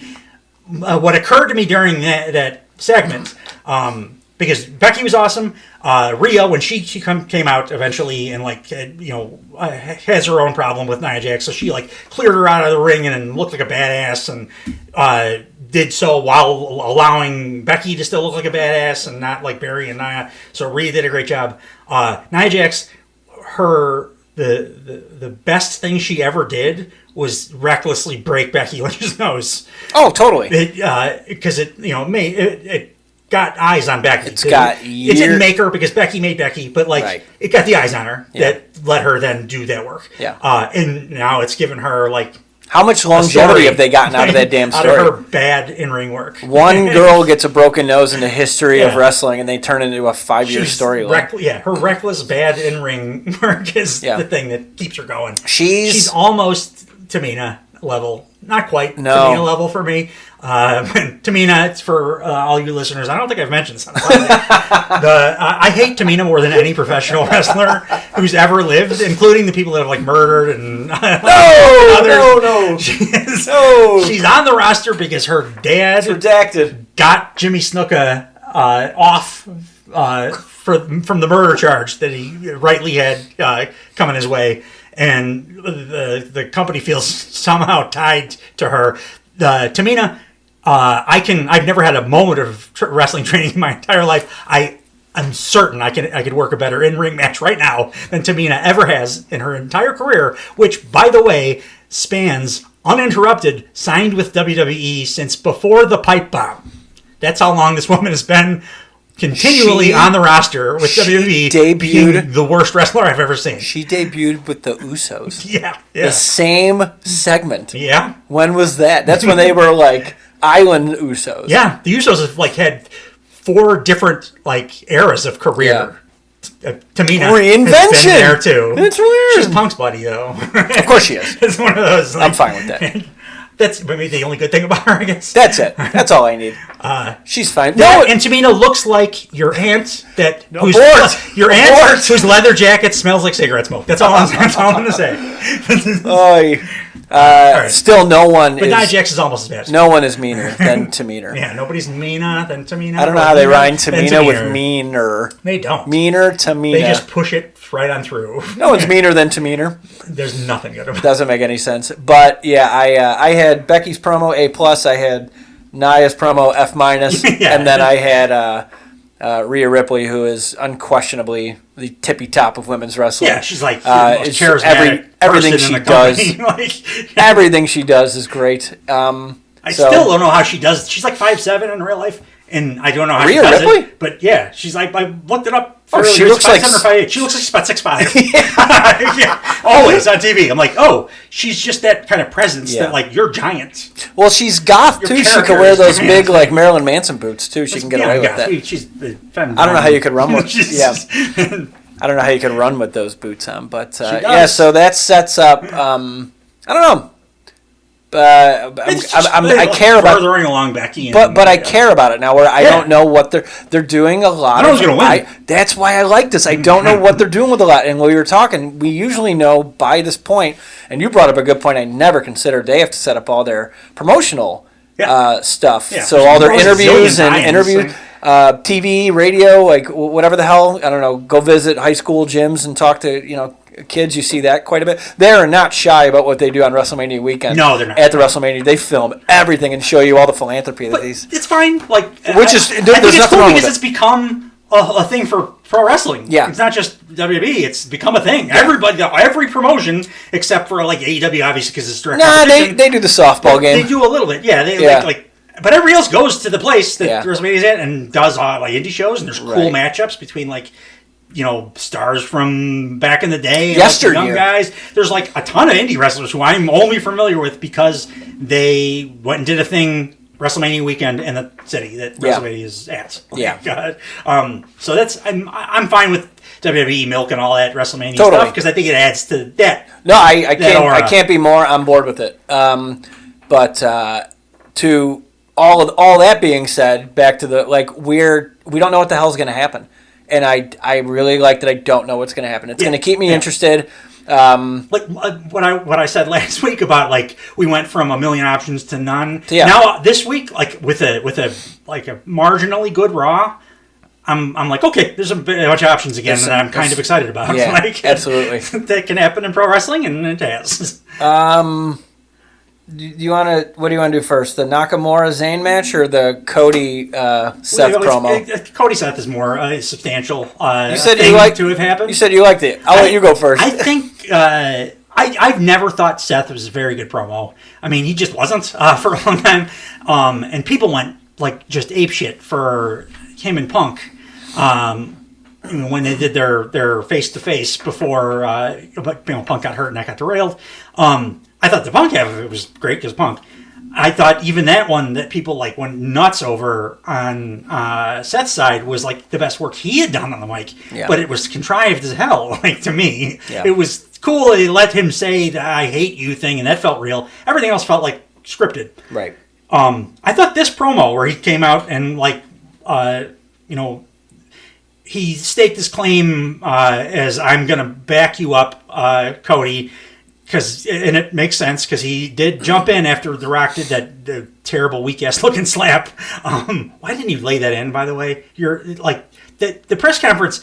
In retrospect, was a success. It got people talking. The whole thing was like it got buzz. The slap was like that's one thing that I've noticed. Thing. They always mention like they're trending on Twitter. And like they would always mention social media forever now. They way before other people were doing it. I mean, that's one of the things that WWE's always been out front on. But since Punk has been back, and Punk they said new record with social media views, it has been broken like every week. But by the way, we didn't even mention it when we were talking about it. But Punk had the best thing in that entire press conference when he went into business for himself, like Punk is deigned to do, but in the best way. When The Rock was standing on stage, after the stuff happened, he was like, "I want to punch. I want to see him get The Rock his teeth knocked out, or I would have knocked his teeth out." And then turns and Rock's looking at him So Punk is it was funny because he's Punk. He's I'm setting up a me and Rock thing for a year or whatever. Did you see? So I saw somebody cut the Cody Punk promo where Cody's I'm more CM Punk than CM Punk, right? Yeah. And they overlaid CM Punk's 2013, 2014. Yeah. It's a perfect parallel. And Punk foreshadowed it in the hardest way during that promo. He cut that promo on his last Dynamite.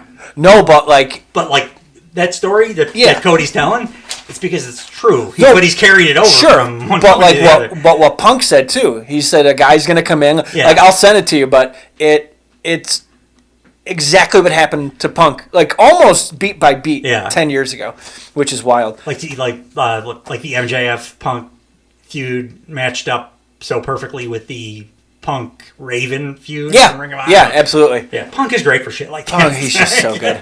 But ever since Punk came back and they're breaking social media numbers, it's did you hear that there were only 3,000 people at the press conference? It did not draw a crowd. Everybody's acting like it's a big failure. They announced it a week before it happened. But they booked it.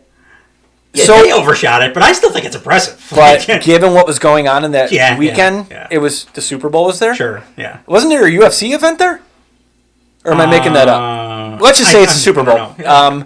But you had enough people there. You announced The Rock. You announced all of your main event people for WrestleMania. So it's translating to social media numbers, but it did nothing for the press conference. But they're selling out houses. Yeah. So it's not I'm not making an argument here that it's not translating because WrestleMania is going to sell out both nights. They're doing great. I mean, it's just weird how they're all of a sudden so hyper-focused on breaking their own social media numbers. They just have always that's a Vince build. But they like being able to say we broke a record of our own. We broke our own record. They love doing anything. But this particular one is never really a focus since November, and now November to 3 months, and it's this is all we're hearing about. 4 months. I think it's probably because they kicked it off with the Punk video on YouTube got 50 billion views. Yeah. So then that kind of started this. Oh, we can make this a thing now. So then we'll do this.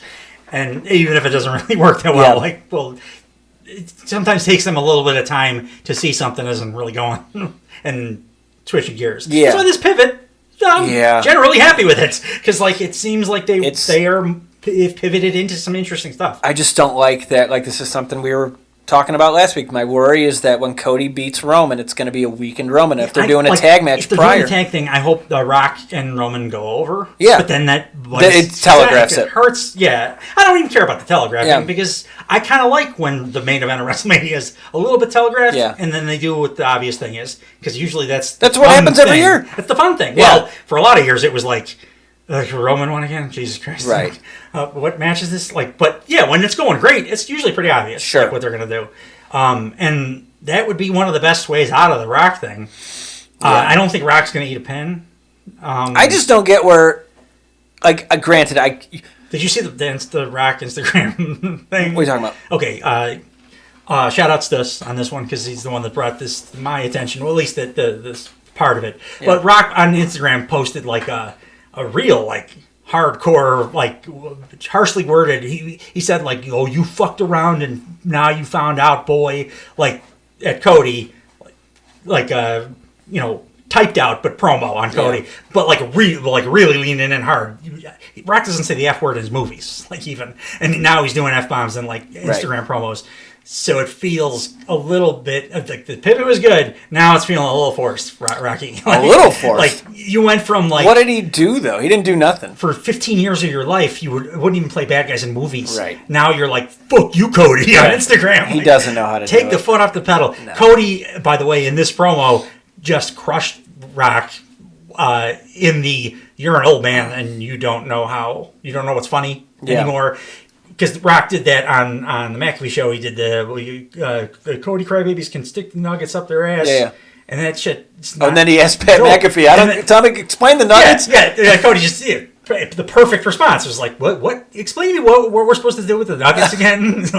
like kind of insinuating it's like a homophobic thing. McAfee was funny though because they kept the camera on him and he's just shove it up your ass. Shove it up your like, but that like Cody's great. Like that's very much spotlighted the like you're an old guy and you have not kept up with the times when it comes to like being funny, not even being like doing the stuff that you used to do. I'm the guy that does that now. Yeah, because I do it to this audience. Yep, and they understand the way that I do it, and it speaks to them. Right, and your shit ain't gonna fly. And he said all that with just like one little joke. Sure, love Cody. Cody's pretty perfect. Yeah, he is a perfect pro wrestler. I can't tell you how vindicated I feel from all those fights I had with my fellow AEW hardcores when they were all telling me how garbage he is, and I'm like, the dude is smarter than you are giving him credit for. So good. I love. Yeah, he was too smart. Where he dyed his hair black. He was doing like a nod to like a Superman comic book, and nobody got it, so he had to dye his hair back immediately. Did you see Britt Baker, by the way, in the Britt Baker weird media tour she's been doing? We talked about it. No, but one of the things she that's what I'm saying. In one of those things, she was talking about how MJF got pissed at Cody because at the end of their program, he got his neck tattoo. Yeah, and MJF, being MJF, recognized immediately. That's all anybody's going to talk about now. Like, it's been me. Now you get this tattoo. That's all anybody's going to talk about. And, of course, he's right, because he's MJF, and that's all anybody was talking about. He cut that promo. Yeah. He's like, the night, the only thing people were talking about was a neck tattoo. The other night, I come back, and all the people are talking about a press conference. Right, too. Yeah, he got super screwed over and still came out, like... He's too good. He's undeniable. Awesome. I can't wait for... I hope it's like 2 months from now. One, let because him I hope back. he's healthy enough, but like that's enough time. I think. Wait till All In. I love Return Pops, and I can't wait for his. Wait till All In. Yeah, that's wait too. all damn summer. I'm okay if it goes long. There's enough.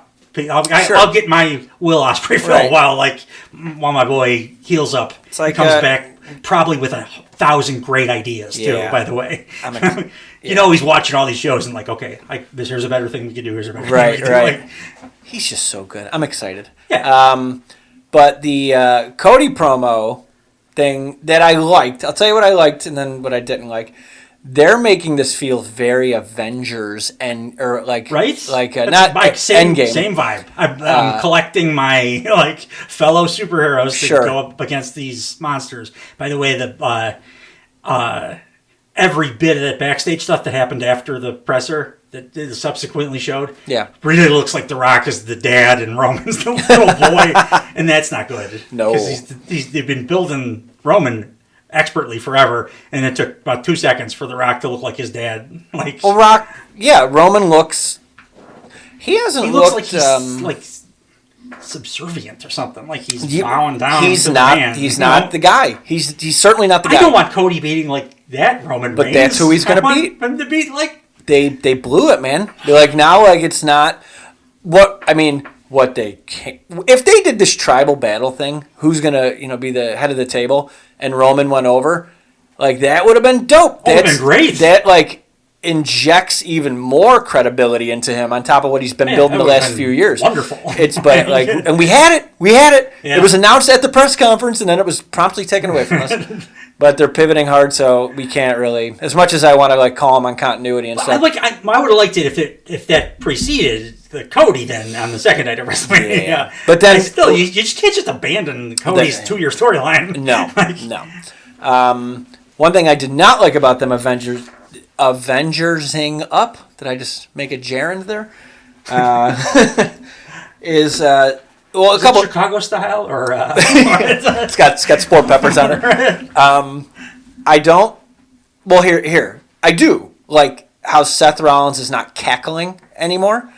When he comes to the ring, he's very he's doing his same poses or whatever, but he's not doing and he speaks like how he was speaking to Punk very stoically. He's like, I don't like, or I hate you or whatever. He did the same kind of cadence with Cody. It's just how he talks. Good. Talk like you talk then. Yeah. Talk slowly, talk purposely. Like, I mean, that's any public speaking 101. You talk slowly. You talk a little quieter. Slow it down to the point where it feels a little uncomfortable. Sure, and people are leaning in to hear what you have to say kind of thing. Don't do Triple H talk, but slow it down to a degree. No.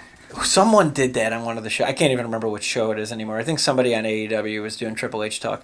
But Matthew Jackson's doing it intentionally. He's putting that gravel in his not voice. that. Someone gave in each and every one of you, and I thought of you right away. The Young Bucks. Son of a bitch. Nicholas Jackson, each and every one of you. I got to look at my. You can hear that me was turning my papers on now. Collision. Hang on. Very pointedly Max, did Daniel, each and every one.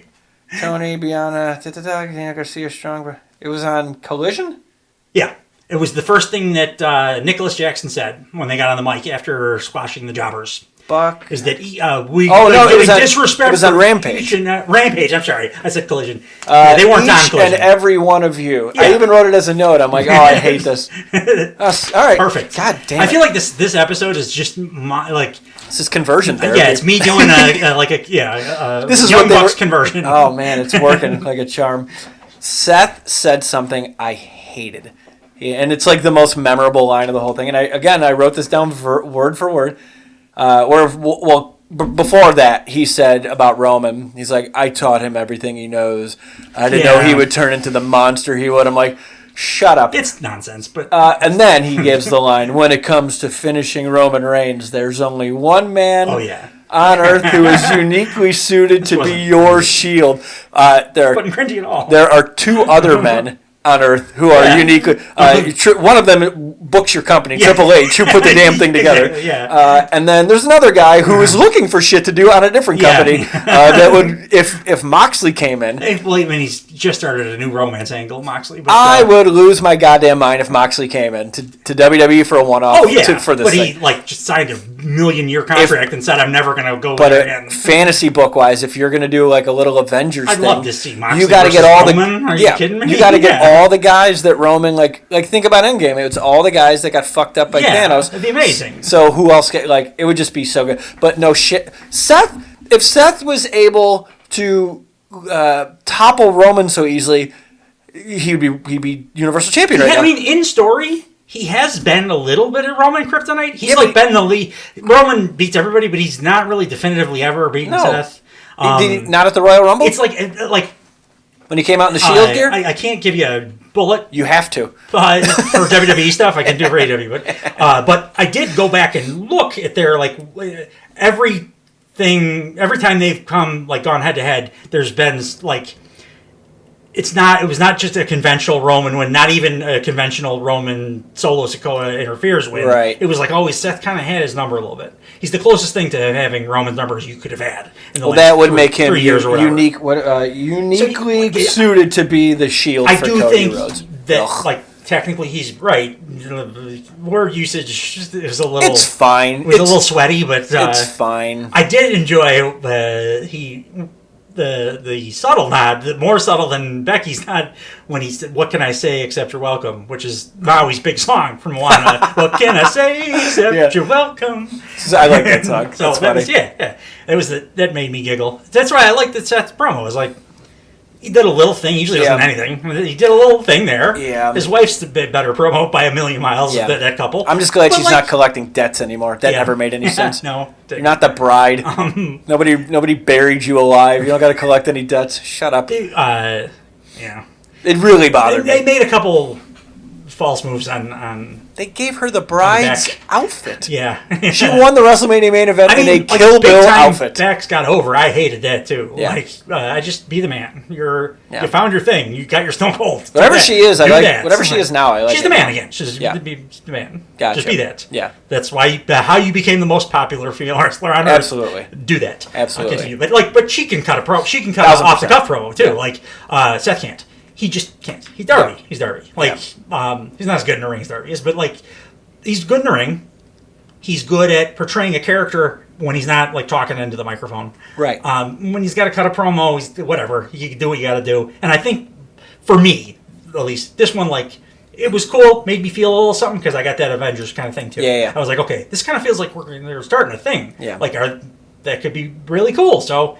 Usually when Seth cuts a promo, I'm having trouble staying awake. So this made me feel some stuff. It's leading to that tag match though, which is I'm okay with that too. If that's what they do, it doesn't. As long as they don't do it in a way that weakens Roman prior to the main. But they're just the fact that he has to work 2 nights. It's just, I'm shocked he's agreeing to do it. If that's what they're going to do. But did they do a commercial, like a trailer? For WrestleMania? The only thing that they've advertised directly is Cody Roman. I thought they teed up real seriously. That they've done everything except the like how you thought the Bucks and Sting Darby had been announced. It's kind of like that. They haven't done it.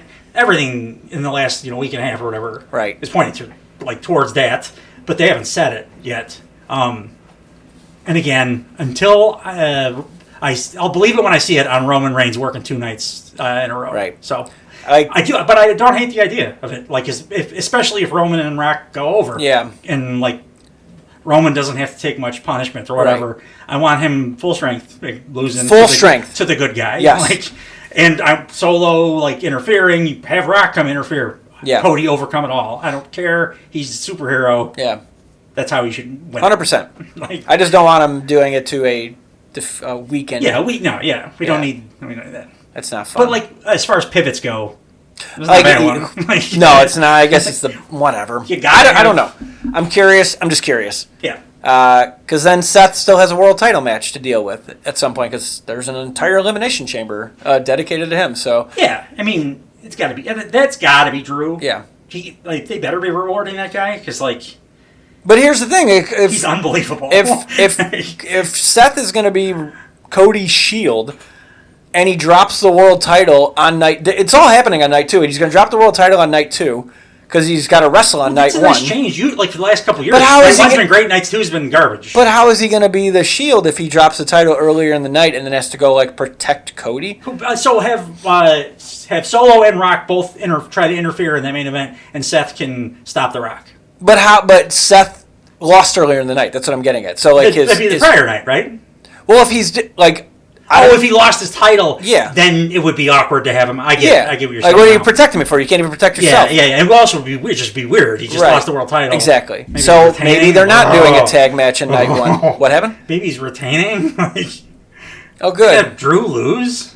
He better not retain. Man, that would be a bummer. You know what? Now that you mention it, that's the literal only... Maybe up. Dude, that's the only way to keep him strong, to make them the protector. He's got to retain. Who earns? Oh, that's totally going to happen. Sacrifice the only guy that's been consistently great, outside of Cody. The only way you justify that is Drew has been doing this thing where he's this close. He's always this close. And then he makes in a great, clever way, he makes the excuse of that title, this has been the workhorse title that you've defended with honor, except those couple of times I got screwed over. Yeah.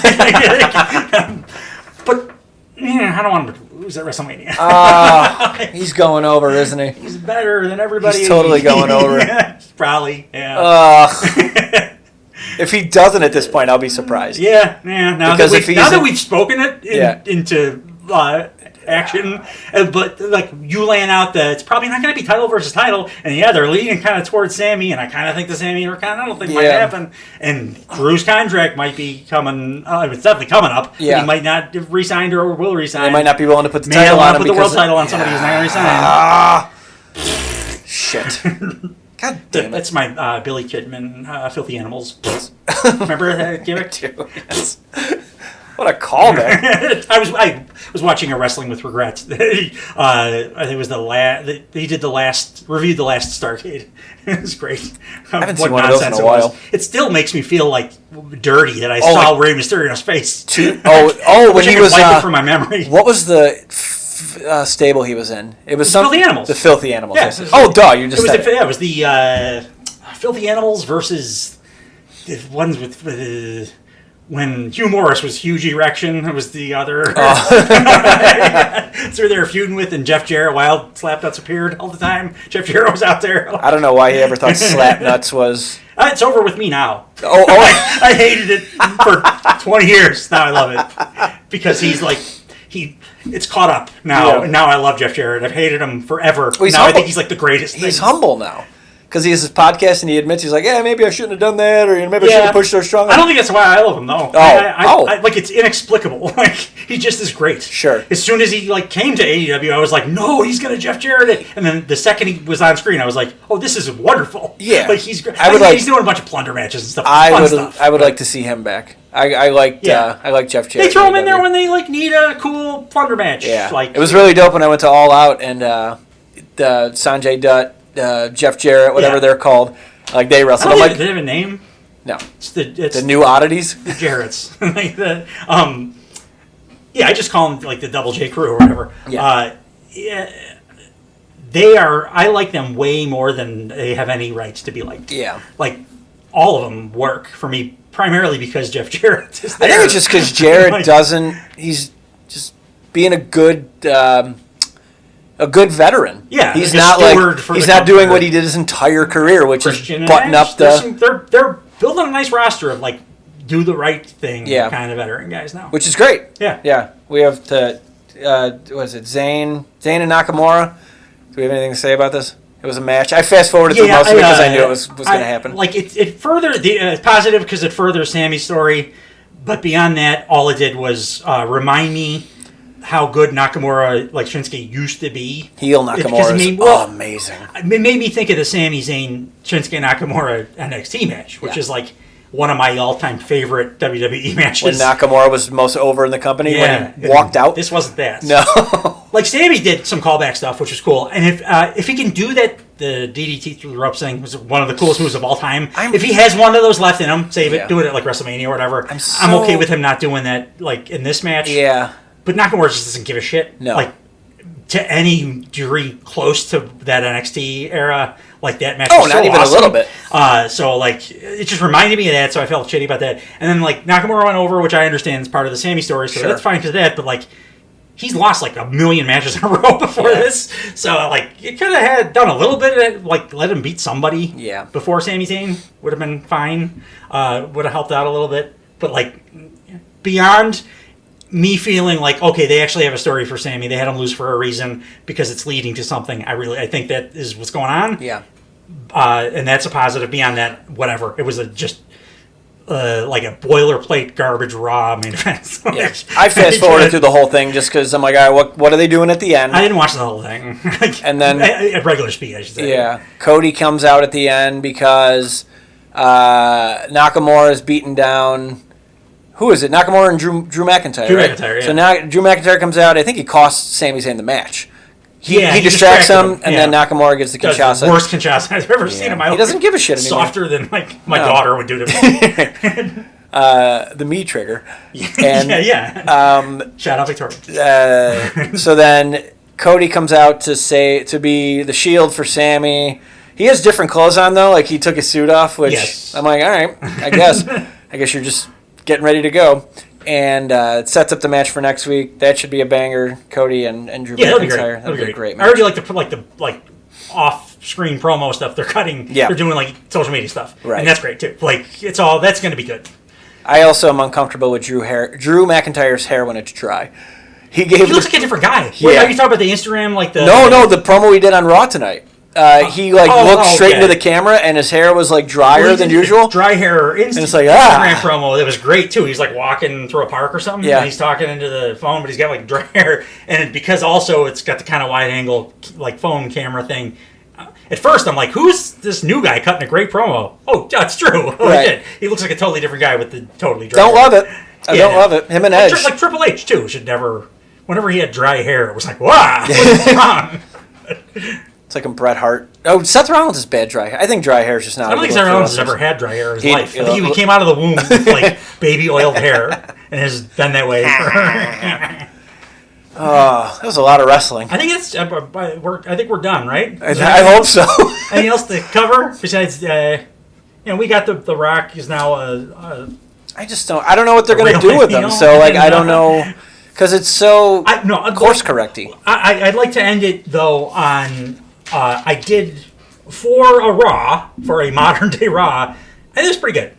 Like if I had to watch it like over the course of 3 hours with commercials and stuff, I would have blown my brains out. Right. But in the way that I watch Raw, I think it was pretty enjoyable, and it moved along some stories, and it put us in a position prior to WrestleMania where I'm a little more excited about WrestleMania than I was before I watched Raw. So it's a success as far as I'm concerned. Everything meant something. Everything was purposeful. Yeah. I just wish some of the matches weren't so goddamn long.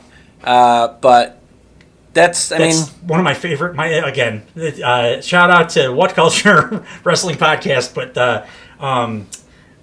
Michael Hamflett tweeted out the reason I loved the WWE press conference so much is because it was just like watching Raw, except you just without any of the 3-star 12-minute matches. Yeah, that's exactly 12 would be nice. Well, I would love a 12-minute match. Like that, but like that added commercials. 6-man tag match that opened the show is like, oh my god! Hey, you're trying to do for the Bucks. What I'm trying to do this for is, WWE. Let me try to be positive. This is unforgivable. Like because I'll watch it like when it's over or like halfway through, and then I'm on Hulu and I'm fast forwarding, and you see the chunks of how long the segments are, and you're like, oh no, oh no, this better be just broken up by not a commercial. 2 hours. They're not going to. They're never going. Revenue dollars are too high. No, but. You gotta do a perspective thing. Look at it, like I'm looking at it now. We're doing a podcast about wrestling, totally, and it's very popular.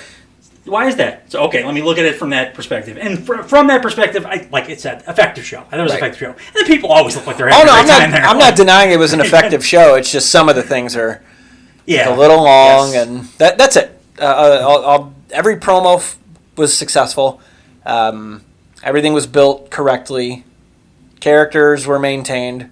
Yeah, absolutely. So the two main takeaways from today, from our conversation, The Rock is a man out of time that really doesn't understand the way the world works anymore, and you've been wrong about the Young Bucks your whole life. Oh, I don't know about that. Go back and listen to the tape, my friend. Have the receipts, as the kids say. Damn it. Everybody, thanks for listening. Hope you come back and are here with us again next week. And as always, thank you for joining us. I never know how to end these. It's a lot easier to do an intro than an outro. How about you, Dave? Got anything to say? Bye! Bye-bye!